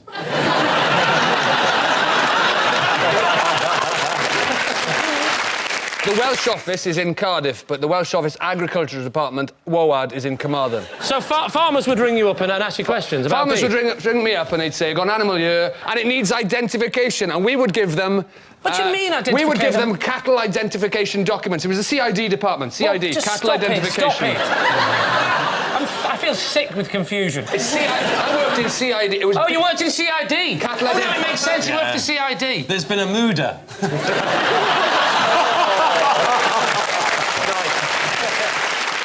CID was cattle identification document, so it's like a cow passport, and they'd ask us questions about Cow passport? A cow passport. They'd ring up and they'd say, we've got a new cow in town.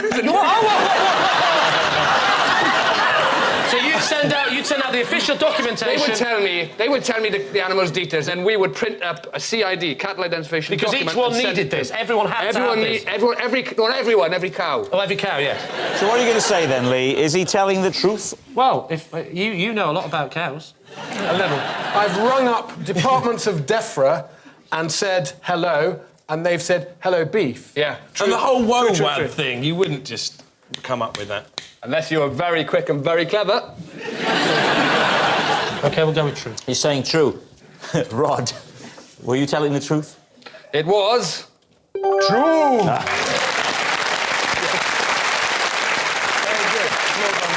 Yes, it's true. Rod did once have a job where he had to ensure every cow had a passport. It's hard enough getting him into the milking shed, let alone a photo booth. I lied to my husband that I was good at tennis and had to have secret lessons when he arranged a doubles match. Oh, all right, there we are. Lee? Why would you lie to your husband about Because he wasn't my husband at the time, and I was trying to... Woo him? Woo him. He's very sporty, so I told him I could ski. And has he subsequently asked you to go skiing? He took me skiing. Did you have to learn to ski? It was truly terrible. Well, somebody called Eust actually taught me how to ski. Eust? I can recommend Eust. Skiing. Yes, so, no, I went and booked some lessons.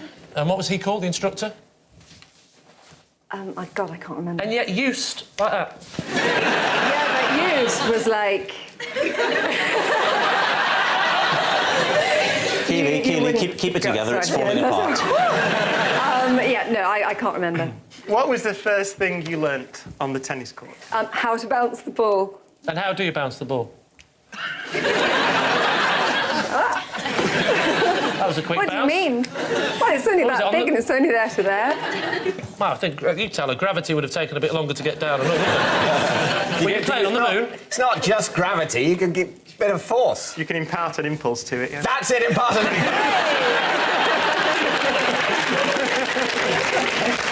The rate of change of momentum is proportional. Don't push it.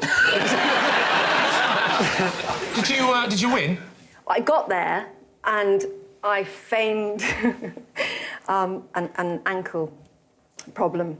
What because I saw when I got there how good they were going to be. So... It was to impress him. I didn't think he'd start involving other people. Is he a man for involving other people in general? Right, we're not at a physicists' convention now. We'll keep this clean, please. Yeah.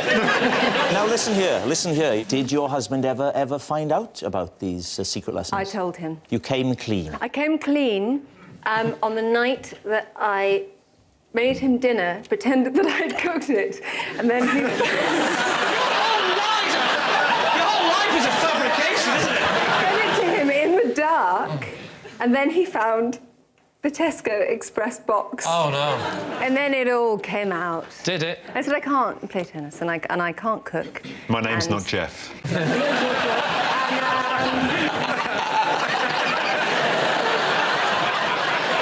So what are you going to say, Lee? Truth or lie? True or lie? I think it's true. I believe that. What do we think? True. I'll have to go with the team then. I'll say that. So you're saying it's true? Oh, all right. Keely, truth or lie? It's absolutely true. Well done, Sue. I was doubting that one. Nice work. Yes, it's true. Keely did lie to her husband that she was good at tennis, and she did have to have secret lessons when he arranged a doubles match. I had a relationship go wrong because I couldn't play tennis. Looking back, I should never have told that bloke I was Sue Barker. Occasionally, as a treat, I put Marmite on my face and let my dog lick it off. Face. Yeah. And this is a treat for you or the dog? I see it as a treat for the dog, because... How does he see it? Like many people, I don't... Apparently also very much as a treat. What kind of dog, please? She's a Springer Spaniel. You say this is predominantly for the dog. You must enjoy it on some level, because that's quite an extreme activity to do with... Just for a dog. I've always liked having my face licked by the family dog. Always. By just the dog? Anyone else? Well, cats have a raspy, sandpapery tongue, and it's not nearly so nice. Have you ever been caught in that awkward moment where you've marmited up and then somebody's rung the doorbell? By members of the household, but not by strangers at the door. Do dogs like Marmite? Dolly does. I'm not sure that's a helpful line of inquiry, is it? Do dogs like... They like salt. Of course it's a helpful line of inquiry. Is it a helpful line of If inquiry? all dogs hate Marmite, it can't be true. Yeah, I don't think there's anybody on the planet that could answer that question properly.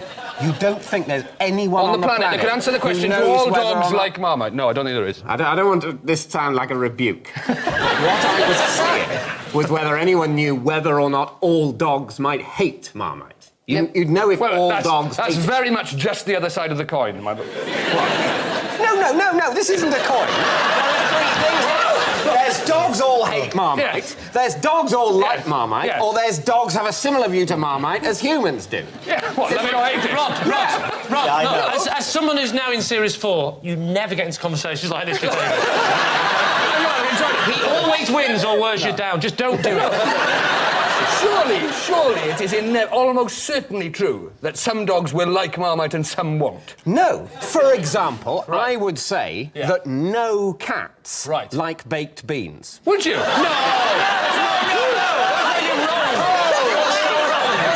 definitely wrong about that. For 2 hours, my cat got stuck in a fridge and genuinely ate a bowl of baked beans. Genuine, I swear on my life. How did the cat get stuck in the... The cat, I don't know, just leapt in when my mum opened it once. And then and you didn't see it? And She didn't see a cat in the fridge? She did that! Probably got some milk, cat jumped in, shut. Well, she got the milk for the cat, and then where's the cat? Have you seen the cat?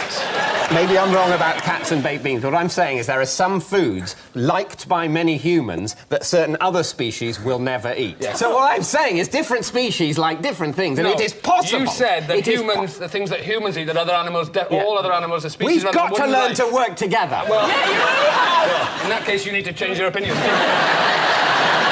This programme has taken on tone of civil unrest. I sense anarchy at the gates. David, I'll caution you once. Control your team. I'm going to have to call in the UN.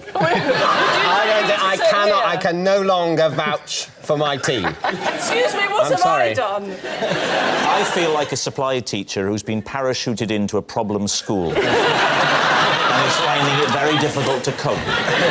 Hugh, your original statement was to do with the dog licking off your face. Now, how often does this occur? It's something I started doing as a kid because it was a good way to... That was several Good dogs... way to what? to get the family dog to lick my face.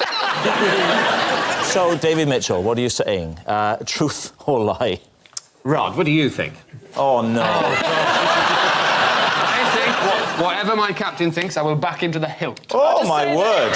Can I just say that he just touched David's leg in a slightly effeminate manner? Like that. If that's what it takes to have them working as a team, Miranda, I'm happy. That all was sexual tension, is that what you're doing? Is that sexual tension? Oh, yeah. Well, I don't like it. Miranda, what do you think? I think it is a lie because he doesn't look that desperate for affection in his life. It has to be a lie, David, otherwise there's something wrong with him. So you both think it's a lie? Yes. Yes. OK, we'll say lie. There's a lot riding on this All one. right. So, Hugh Fernley-Whittingstall. It was a lie.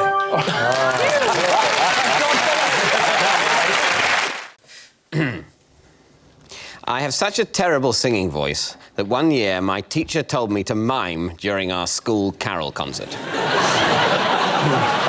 What was the song? What was the song? I don't know. I wasn't there. It was a range of Christmas carols. Oh, there was a few that you were bad at. You were bad, full stop. It wasn't just the one song. Oh, no, I know you're right, Lee. I sung some of them like an angel. Oh, come all ye faithful, I just would scream the word shit.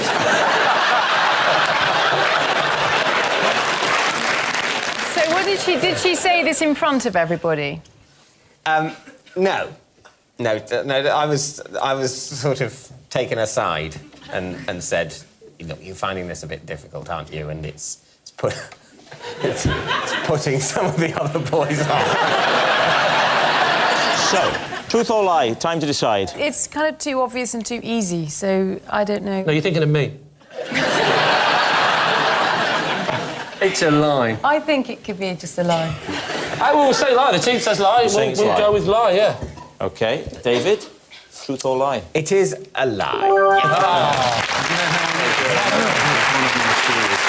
It's a lie. David was not told to mime during his school carol concert because he has such a terrible singing voice. David's never been asked to keep quiet at school. Well, once. But out of respect for the gym teacher's career, we won't go into that.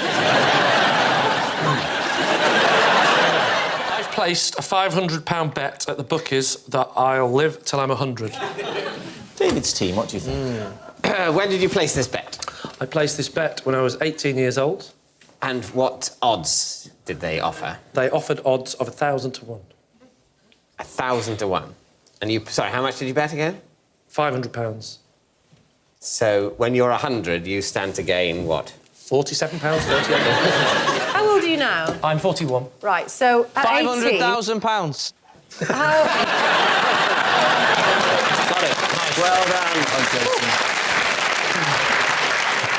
So you're only a couple of years younger than me. At 18, £500 was quite a lot of money back then. It was. Where did you get £500 from? I inherited it from my granddad, who reached the age of 100. Oh. And I thought that would be an appropriate thing to do. Your granddad was 100 before you were 18.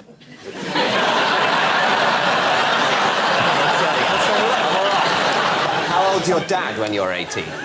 Sorry? When you were 18... When you were 18, your grandfather was 100. Yes. Yeah. No. So he was 82. Your grandfather was 82 when you were born, right? Can we stop calling him Grandad and give him his proper name of step-granddad? Oh, nice. OK. Show some respect for the dead. He's 100 years old. He was your step-grandfather. But you still decided that after your grandfather died, your grandmother married a much, much older man. Well, she was very old. She was very old when she had my... Yeah. My Why dad. did you decide... How old was your grandmother when she had your dad? She 71? She was 45 when she had my granddad. Right. Look, it's a weird family, I'm not going to lie. It's a very weird family. Why did you decide? It would make sense, that math. She was 45 when she had... The maths might make sense, but why did you decide that the genes of your step-granddad would be in you? £500, that would have got you an airfare to Australia. 23 years Surely ago. you'd have spent it on travelling or something like that. I just can't believe that you would... Oh, yeah. I was grieving. That was not the time to go flying around the world. There's nothing more upsetting than a step-grandfather dying at 100. I'll be honest with you, none of us expected it. Right, David, time to guess. Yeah, it's a lie. It's a lie. You're saying it's a lie? It's a lie. Ruth thinks it's a lie. Jason thinks it's a lie. Lee, is it a lie, or were you actually telling us the truth? It is, in fact, a lie.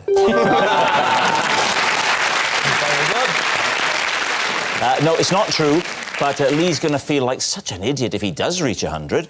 Not because he didn't place the bet, but because he'll be wetting himself on a bus and telling strangers he used to be on the telly. I used to put on a different voice on the telephone and pretend to be my own agent. Oh! Let's have it, then. The voice? Imagine I've just rung up. Hello, okay. I'm the people that want to book Rob Brydon, yes. How much would he cost? His name, I used to call him Richard Knight.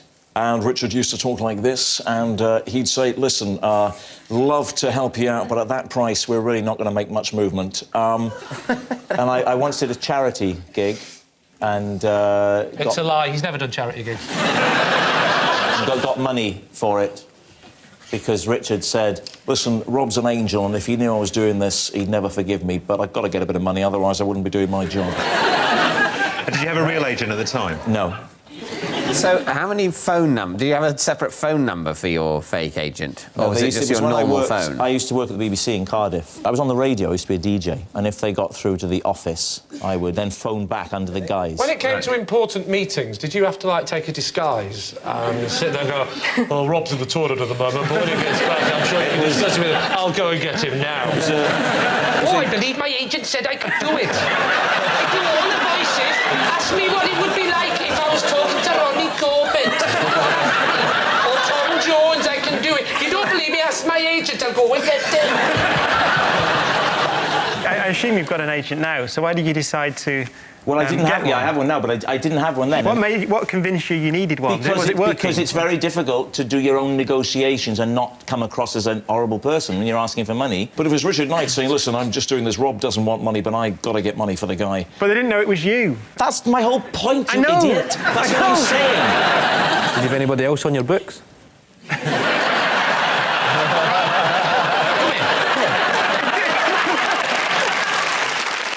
What's the sort of work that... Hosting things. This was back in about the late 80s when I was a local radio disc jockey. So did the agent take a cut? Did the agent phone you to let you know they got the job? No, I was the agent! Did you ever fall out with your agent? No, it was me! When you decided that this charade had to finish, did you take yourself out to dinner and tell yourself you were letting yourself go? Did you sign a contract? Are you still in touch? Right, it's time to guess. First of all, Lee and those bastards. What are you going to go for? I would say true. You think it's true? You're saying it's true? Yes, in the words of Rob Brydon, I think that's true. Right, saying it's true. David and these arses. What do you say? That is so true. I think it's true. Yeah. Yeah, I think Keely it's thinks true. it's true. David, Nailed it. well, let me buck the trend by telling you it's true. When I was 6, I was thrown out of ballroom dancing lessons. David's team. Right, I'll take this. Never say that to Craig.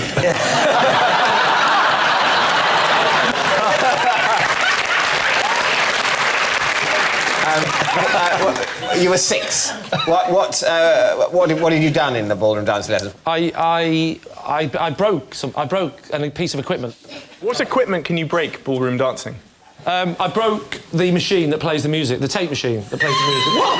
Well done. The machine that plays the music, Musictron, the robot, the friendly robot that ran the classes and would play the piano. I broke it.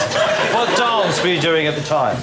I can't remember the dance, if the truth be known. So you can't do it now for us? You're absolutely right, Ben. OK. Lee, you said you couldn't do it, and under normal circumstances, but we've got a. Oh, Craig. I call him dancer. He can hold your hand and ease you into it gently. I'll show you how it went. OK. I'll show you how it went. Right. Now, I'm going to say this really slowly, so listen. I think I better lead. Now, it's arm up, like this, you see, and basically, the arm on the shoulder, the other lady, I sort of turned and then said, oh, what's that machine? And then broke the machine. That was roughly how it happened. If that's not evidence... So what are you going to say? What do you think? Truth or lie? I think it's an unusual choice, you know, for a 6-year-old. For a 6-year-old, but it's obviously... It was big in the 70s, though, because of Come Dancing. Come Dancing was a big show in the 70s. Yep. Before it was bastardised. So what are you going to say? It's a difficult one, but I think we're saying it's a lie. You're saying it's a lie. OK. Lee, truth or lie? It is, in fact, true.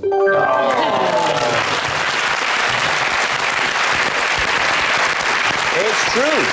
When Lee was 6, he was thrown out of ballroom dancing lessons. Even so, he spent the next few years locked away in his bedroom perfecting the hand drive. As a child, I used to play board games against a bucket with a face painted on it.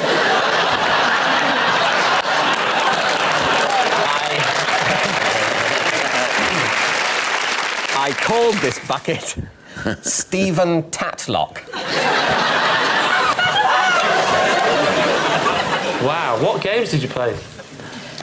Monopoly. I played a game called Diplomacy. And even then, you were thinking of becoming a politician. Yeah. Even then, I'm not a politician. Why Stephen Tatlock? Well, it was basically named after a friend of mine. Who was... Why did you play with Stephen Tatlock? He had no hands. Stephen Tatlock wasn't always there. But after I painted the face on the bucket, he was. Did you paint the face on the bucket? I think my dad painted the face. Your dad was involved in this sad story?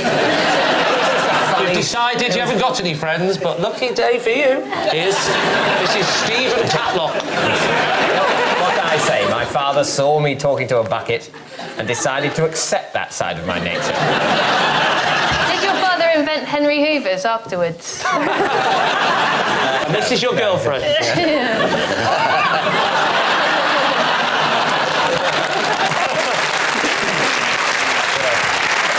So if you were playing Monopoly, you'd have your go, and then you'd run round and pretend to be Stephen, I wouldn't pretend to be Stephen, but I found I had to roll for Stephen. And Stephen would need help moving his... Did Stephen ever win? Yes. What do you think, Lee? Is he telling the truth? What do you think? I don't know many people who have an imaginary friend with a surname. He's one of the few. Did you call him Stephen Tatlock or Stephen? Did you say, it's your turn, Stephen Tatlock? You must do it quickly, or otherwise you'll go the way of the other buckets. Usually I'd call him Stephen. Oh, you were quite friendly then. Yeah. Did Stephen Tatlock know there was an imposter? An imposter? I call it the imposter. No, I never mentioned Stephen Tatlock to Stephen Tatlock. Did you ever mention the real Stephen Tatlock to the bucket? I think probably not. No, I think that would have been... They were blissfully unaware of each other's presence. We've sort of been playing with levels of reality. I don't want you to think that I felt I was in any way being unfaithful to the real Stephen. Oh, yeah. I'm not picturing this as some sort of romantic film. I can't imagine the real Stephen Tatlock walking in on the game and you go, Stephen!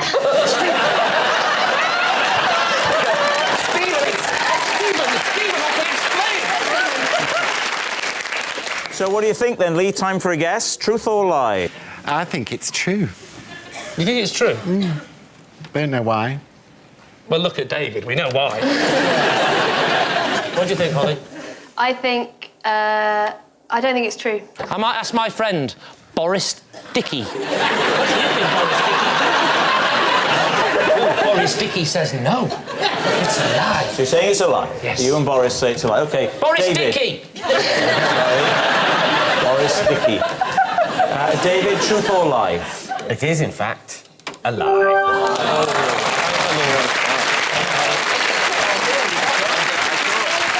Yes, it was a lie. When David was a child, he didn't play board games against a bucket that he called Stephen Tatlock.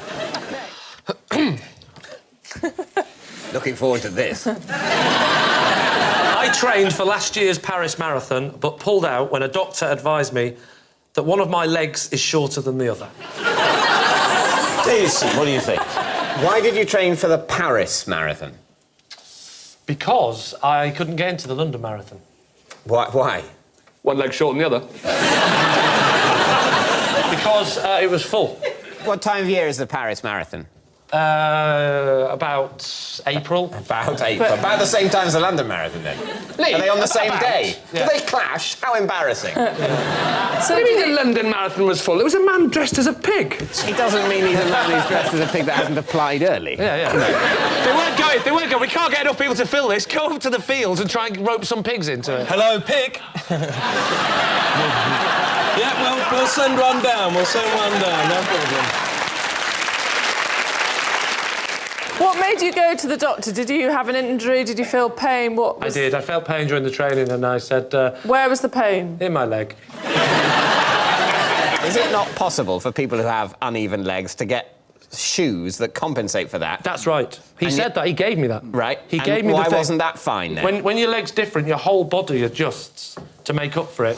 And it was so different. It would have to be like a stiletto and a trainer. He said, I'll give you the thing to put in your shoe, which will help you do some regular exercise, but your marathon days are over. OK, so, David, what are you going to say? Do you think he's telling the truth? Lie. Why? Oh, I believe it. Thank you, Miranda. So, truth from Miranda, lie from David. I think it could be true, but I think if he'd really wanted to do it, you could have done it. All right, I'll rephrase it, OK? I trained for last year's Paris Marathon, but pulled out when a doctor advised me that one of my legs is shorter than the other. He did say, well, actually, if you really tried hard, you could probably do it, but I'm a lazy bastard.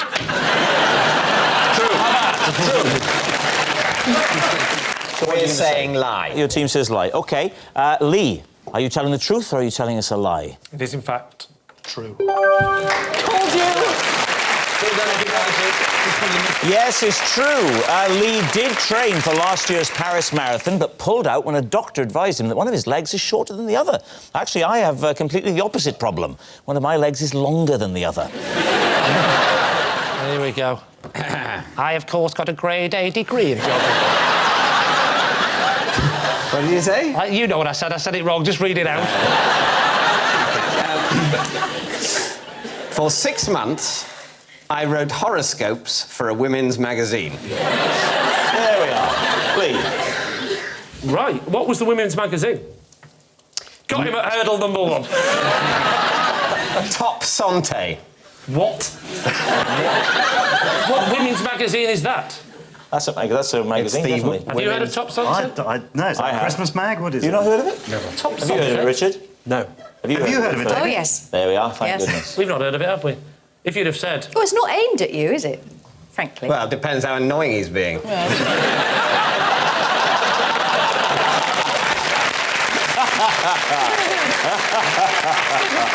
what is Top Sante? It's a sort of magazine that you see in dentists' waiting rooms. How long ago was this? I think about a year and a bit after I'd graduated. So, The bleak years, as we call it. Was it the only contribution you made to this august publication? It was, yes. Why did they think you were the man to do this job? Well, a friend of mine... Lying. All right. worked for them, and they basically just, for 50 quid a week, they just needed, you know, some vague text that they wouldn't be held to, saying a period of transition is coming, but it's time not to end hope, but still to be wary. You know, that's £50 a week for 6 months, once a week, doesn't know anything about star signs, nothing that would make them go, David's the man. No, I because shouldn't be doing you it. are quite articulate. They should have got a qualified charlatan, but no. So, Lee, it's time to take a guess. Is David telling us the truth, do you think, or could this be a lie? Oh, it's a fib. He's lying. All right. He said it with conviction. Yes. I'm saying he's lying. What do you say? Sanjeev? Yeah, I think he's a liar. So you're saying it's a lie. David Mitchell, truth or lie? It's a lie. Oh, it was a lie. It was a humongous lie. May I just say, in my defence, obviously I know nothing about horoscopes, but the thing that you most disbelieved, there's definitely a magazine, isn't there? Yes. Called Top Yes. Santé? Yes, there is. I thought I was sitting there, name a woman's magazine. I couldn't think of a thing. It popped into my head, and frankly, I want a medal. I think you did very well. I once stole Catherine Zeta-Jones's dinner money. Well, of course, you're both Welsh, so you presumably went to the same school. Yes, applaud that thinly veiled racism. What age were you? I would have been school age, young, about, I don't know, 10. Catherine Zeta-Jones is about... she's 40-odd. Well, I'm 45. Yeah, she was younger than me at school. And is even younger now, apparently. So you were 10? You were 10. And she was about 5. And you stole a 5-year-old little girl's dinner money at the age of 10. You bastard. No, I didn't steal it as such. It was a misunderstanding. Right. What was the misunderstanding? How did her money end up in your hand? Well, I arrived at school that day, and as I walked into the school, Catherine Zeta-Jones's mother saw me and said, I've forgotten to give Catherine her dinner money. Would you give her the dinner money? And gave the dinner money to me. And I forgot to give her the money, and I spent the money on sweets. And what was this school? It was called Swansea School. Swansea? Swansea School? It was called Dumbarton. Oh, not Swansea then, Dumbarton. In Swansea. Oh, right. Have you met her since? Yes, I have, actually, yes. And have you had a hilarious... Oh, tell us about when you met her. Here's your £3. I'll tell you that when I met her, this is true. When I met her, which is not to say... which is not to say that the other one isn't true. I met her at the BAFTAs when she won for Chicago, and she had an American accent. That's the story. Oh, right. So give me my £3 back, Brydon. So what are you going to say? Truth or lie? Lie. Lie. It's got to be a lie. You Because, say lie. You're too an honest man not to have gone back and given it to us. So, David's team. I think it might be true. I'll go with what Ruth says. Yeah, all right. We'll say it's true. You're saying it's true? Yeah, yeah. You say it's a lie, you say it's true. So it is true.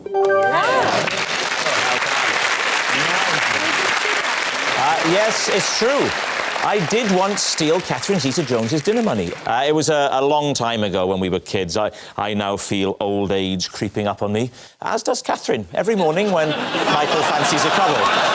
So, please welcome this week's special guest, Mark.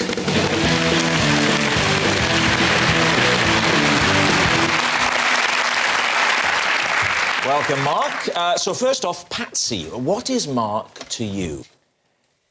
This is Mark, and he is currently teaching me to swim to overcome my fear of the water. Right. Lee? This is Mark, and he started the pub darts team that I play in, but I had to ask him to leave because he was so bad. Right, so finally, Chris, your relationship with Mark. This is Mark. He is my next-door neighbour. He lost a bet of £200 that In the Loop would win an Oscar, so I gave him my wheelbarrow. Right, well, there we are. What could be simpler? Patsy's swimming teacher who cured her fear of water, Lee's sacked darts teammate, or Chris's neighbour who likes a bet. David's team, where would you like to start? Darts. How can anyone be bad at darts? What sort of standard of darts playing are you expecting in this team? 2 out of 3 darts in the board would have been good sufficient. What did you say to him to check him out? Patsy, can you be Mark? Yeah. This might involve acting, but just go with it. Mark? That's you. Yeah, you're Mark. You know this whole darts thing? Yeah. And you keep missing the board? Mark, look at me when I'm talking to you, Mark. We don't like the fact that you keep trying to get the dog drunk. And also, we were going to have to let you go because, unfortunately, you keep missing the board. I could not imagine you would say that to him. There's not a chance you're going to say, listen, mate, you set up the darts scene, but Big Lee Mack's in the room, get off. Also, look, how seriously did you take this darts I team? take darts very seriously. Do you? Ask me any checkout. I don't know what that means. All right, 151. Oh, well, that's your classic treble 20, treble 17 tops. Don't know whether that's true or not for a couple. All right, then 164. Oh, that'll be treble 20, treble 18 bull. 118. I don't know how... Bull. What's bull? 180. You worked that out. He's getting them right. He's getting the numbers. Is he getting the numbers right? Right. Just say 180 again, Joe. 180. I feel like we've just engaged with foreplay. I know. She's missed 180. We're on for a good one. Wait till I get to 69. Did he set up another team? Did he just walk away and say, I've give up darts because Lee's... He struggled to set up the other team, apparently, because he was going round saying, I'd like to set up a darts team. Have you had any experience? Well, I just recently left one because I was thrown out because I was terrible. Sorry, that's not the usual next question when somebody says, I'm thinking of setting up a darts team. Have you had an experience? You're either someone interested in playing a bit of recreational darts or not. You're not going to sort of go, have you had much experience? I don't know, I'm a busy man. I want to play in a high-level darts team. Darts is a serious sport! David, do you want to move on? Yes, OK. Well, Chris, why did you feel the need, when your next-door neighbour had bet some money on a film you were involved in winning an Oscar, why did you think you needed to make up the loss for him with the gift of a wheelbarrow? I live in a terrace house, and the houses next door to me are flats. It's a communal garden, and Mark is the only one who ever bothers to look after them. Mark's never seen the film, but he went to the bookies, put 200 quid on it, and lost it. In the conversation that we were discussing it came up that he needed a wheelbarrow, and I felt bad because he'd sort of staked it because So if he'd have said I could do with a leg over, you'd have said, well, there's me missus. You know what I mean? I feel really bad about the bet. No, John. No, I wouldn't. I don't know how things work where you live, but wheelbarrows and women are not the same thing where I'm from. You may well have given him the wheelbarrow to assist him in cleaning up the communal gardens, but surely you didn't give him the wheelbarrow as compensation for your film not winning the Oscar. I'd sort of intended to offer that he might borrow it. It kind of got out of hand.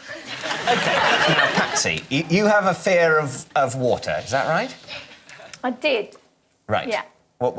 Have you had this all your life, or was there some harrowing experience that you could amuse people with? Yeah, I think so, but I didn't really know that I had it. Right. How did you not know you were scared of what surrounds us?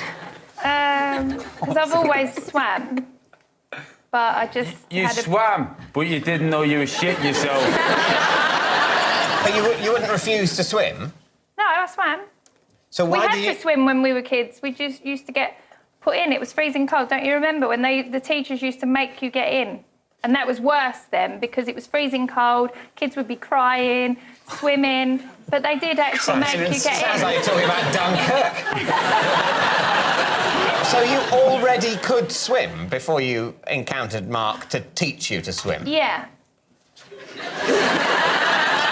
Right. How was your first lesson? When Mark said, right, let's have a go at the water, and you did 20 lengths. What did he say after that? I didn't do 20 lengths.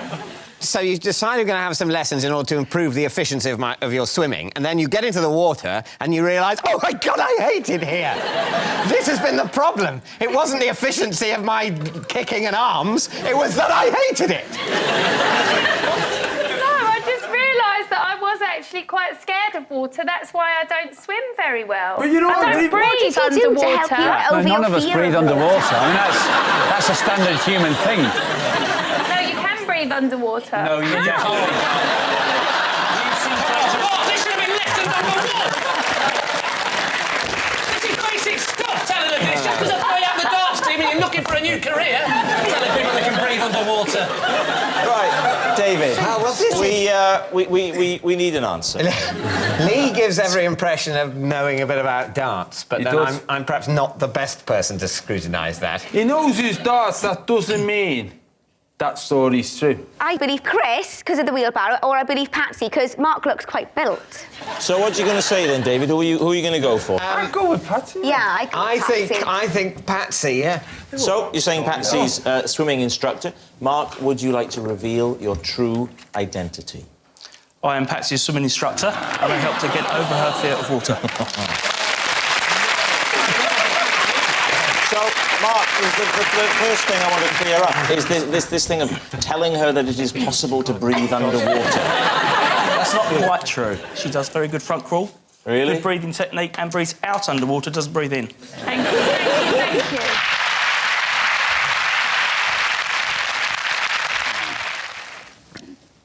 I've had to prise open my bedroom door for the last 2 years, ever since the door handle fell off.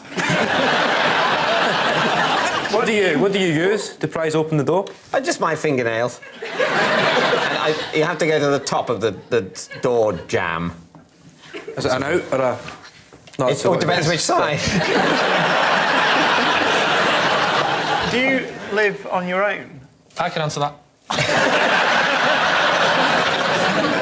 I have a flatmate, but it's just my bedroom, yeah. It's only you that has the inconvenience. So you have to do... I'm absolutely the only person who ever needs to get in or out.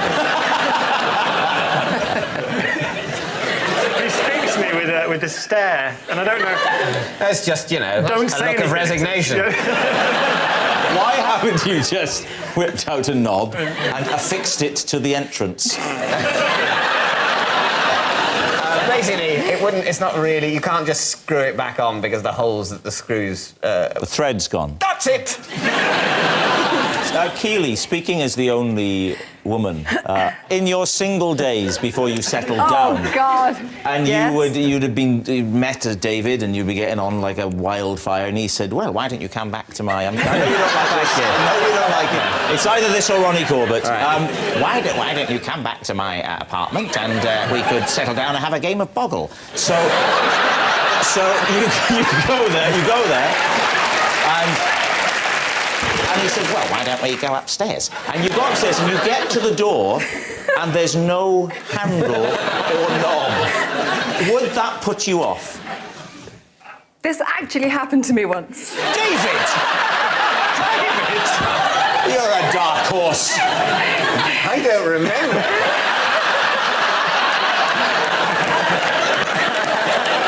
I stayed over, and when I got up in the morning to leave, I couldn't get out. And I didn't know where I was. You didn't know where you were? Wow, really? I had to ring the fire brigade. I think I should say, at this point, this was not at my house. And they had to come and put a ladder up to the window and give me a fireman's lift out. Where was the man who you'd gone back with? He'd gone to work. He'd gone to work and locked you in for later. Didn't know. She'll keep till I get back. Wow. OK, what are you going to say, Lee? I think it's a lie. You think it's a lie? It looks like a man that's got well-maintained doors. Yeah. I'll say it's a lie. OK, then we'll say it's a lie. You're saying it's a lie. David Mitchell, were you telling the truth or were you telling a lie? It is, in fact, true.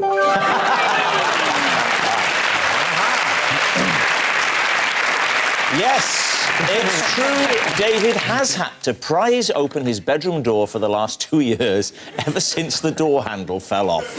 I once lost a game of swing ball to a chimpanzee. David's team. OK, Why were you with the chimpanzee?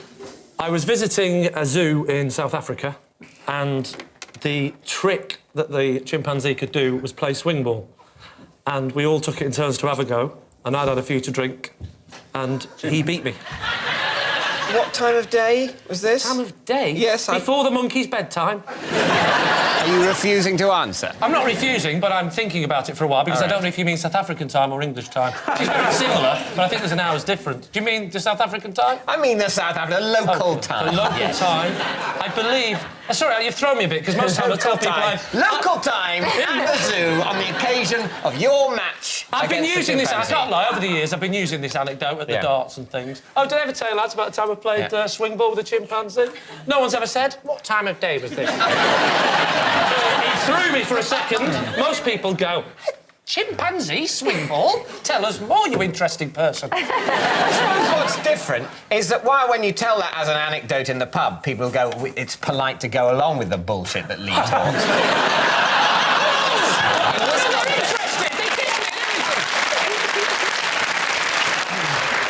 Why were you in South Africa?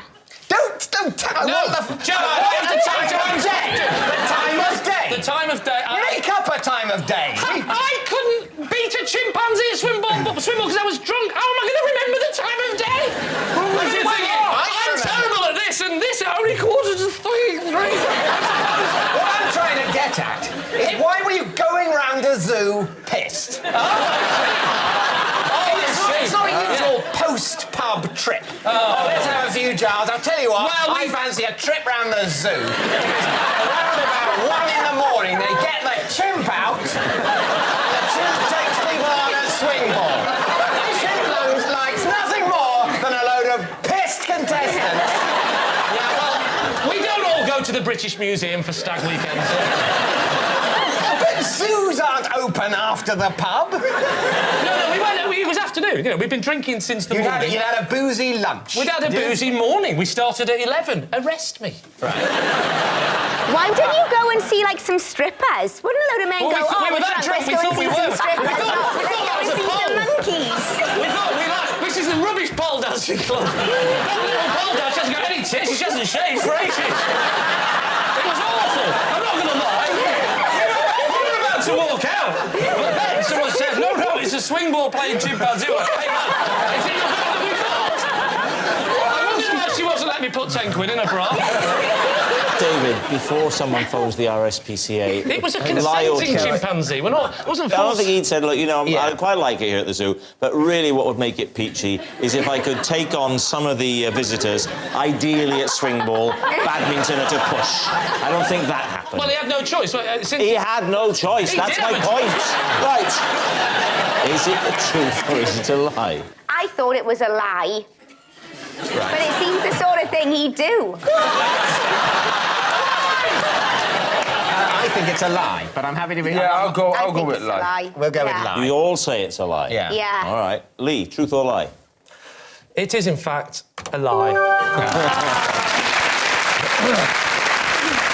Yes, it is a lie. Lee has never lost a game of swing ball to a chimpanzee. For the record, it was Scrabble. OK. As a child, I had a special way of communicating with Captain Kirk during Star Trek episodes. True. On we go. What do you reckon? And that special way was? I had 2 ways of communicating with Captain Kirk. One was with a little calculator that, when you it had a sort of leatherette case, and when you flipped it open, it was, to my child's eyes, uncannily identical to a Star Trek communicator of the old sort. We're talking pre-nipple punch. Did you do this, David? No, it's more sort of... Yeah, no.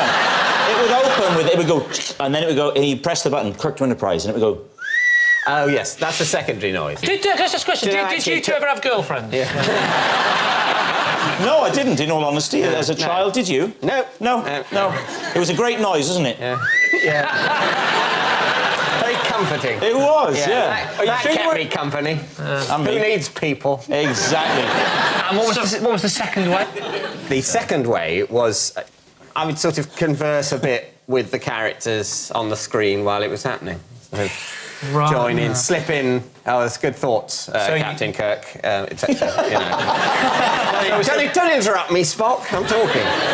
Do you know the characters of the famous Star Trek? Yeah. There's Uhuru, what is she called? Uhuru. Yeah. Sulu. Chekhov. Bones. Bones, yes. McCoy, actually, properly. Rob, have you ever refereed anything before? You make a terrible referee at football. Why don't you try kicking it in the top like that? Right, what are you going to say then, Lee? What do you think? It's the bit that rings most true actually about all of this was when he went. I flipped it open because I remember those calculators. They used to have a little thing. There's no doubt. Yeah. And did you do the old thing where it spells boobies when you turn it upside down? You didn't know what they were. Okay, so. Is David telling the truth, Lee? What do you reckon? Right, OK. Do we believe David, as a small child, would be so lonely and sad that he would have to use his calculator? Yes, Okay. yes, we do, yeah. You're saying it's true? We're saying it's true. You sure? OK. David, is it true or is it a lie? I prefer the word imaginative to lonely, but yes, it's true. Yes, it's true. As a child, David did have a special way of communicating with Captain Kirk during Star Trek episodes. David particularly liked Leonard Nimoy. That odd life form obsessed with logic would tune in each week to watch Mr. Spock. Oh, yes. Every year, I mark the anniversary of the death of my goldfish by pouring a shot of brandy into my pond.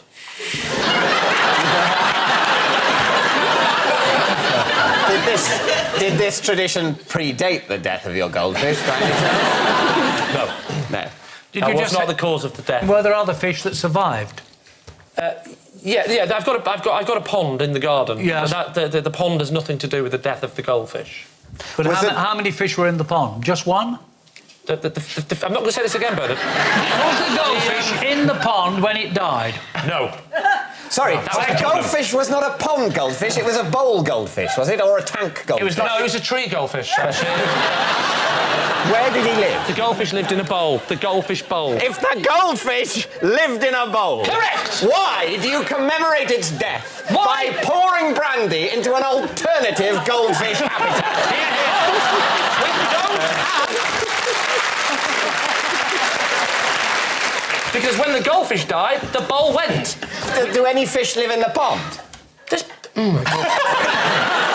Are there currently any fish in the pond? Because if you pour brandy into a pond... They're going to die as well. They're going to die as well. So it's a legitimate question. There was at no point, right, did the original fish die due to brandy being poured into... But now...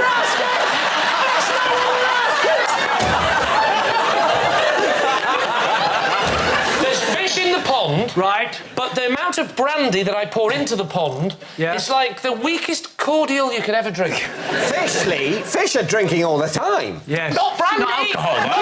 Brandy if it's in the bloody water. Yes, but it's then not brandy, is it? Brandy is. Well, it's brandy and water. No, it's not. It's a weak brandy and water. No. Brandy diluted is no longer brandy. So you're saying when you put soda in brandy, you'll make it it's no longer brandy? Soda in brandy? You put soda in brandy, Brandy and soda, yes. What kind of 1970s porn world are you living in? Just one last question. Why do you commemorate the death of a goldfish? Right. It doesn't matter the death of a goldfish. Oh, it Not doesn't many matter to people you, care. you bitch. No, it doesn't matter. Absolutely doesn't matter to me, but I suspect it doesn't matter to you either. Oh, and it doesn't matter to me, but it matters to the wife.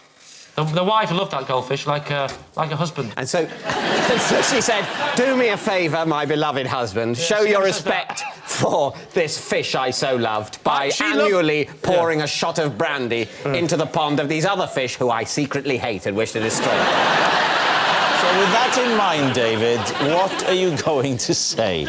Bernard. He's a liar. Patrick? It's true. No, it's not. He's a liar. You're saying it's a lie? Yeah. OK, Lee, is it true what you've just told us, or is it a lie? It's absolutely a lie. Hugh is first. For superstitious reasons, I have to touch the tip of my nose whenever I say the word France. David's team. Have you ever been to France? Yes, I have been to France. It's a weird thing, but I have to do it. And I've done it since childhood.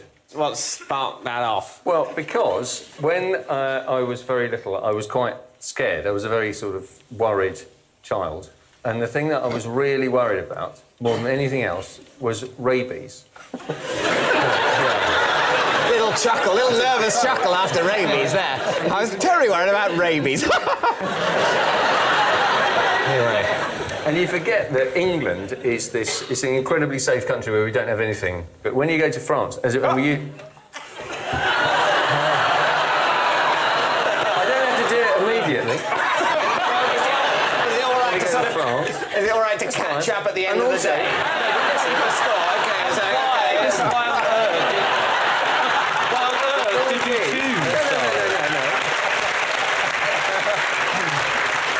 When I was a child, because I was so scared of rabies, and we used to go to France quite often, I thought that it would kind of ward off rabid dogs. It's one of those sort of weird childhood... How did you learn about rabies as a child, then? The hard way.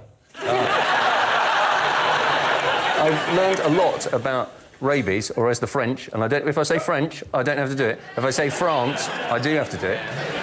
But what the French call la rage, which is rabies, and I genuinely thought it would ward off, it would give me good luck. Because I'm slightly superstitious, that's all. So, what do you think? Truth or lie?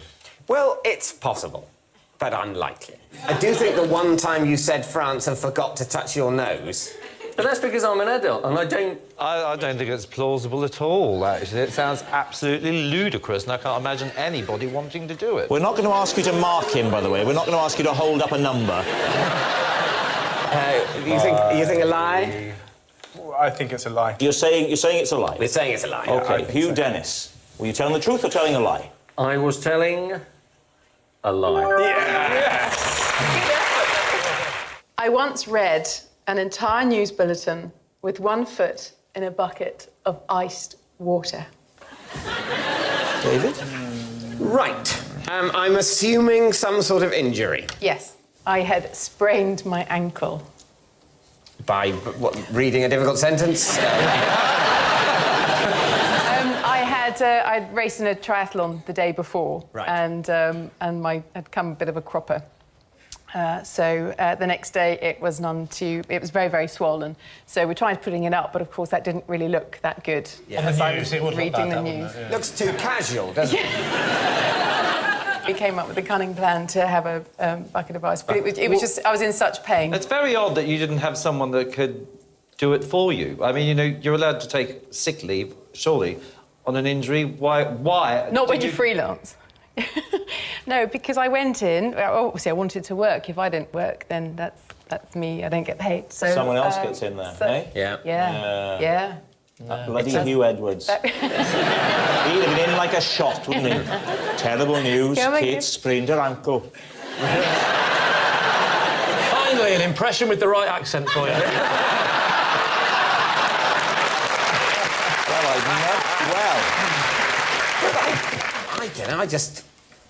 I totally believe that. I don't. The freelance thing. What do you mean? What do you mean free? Why can't you be freelance? Oh, they're like a couple now, aren't they? Are you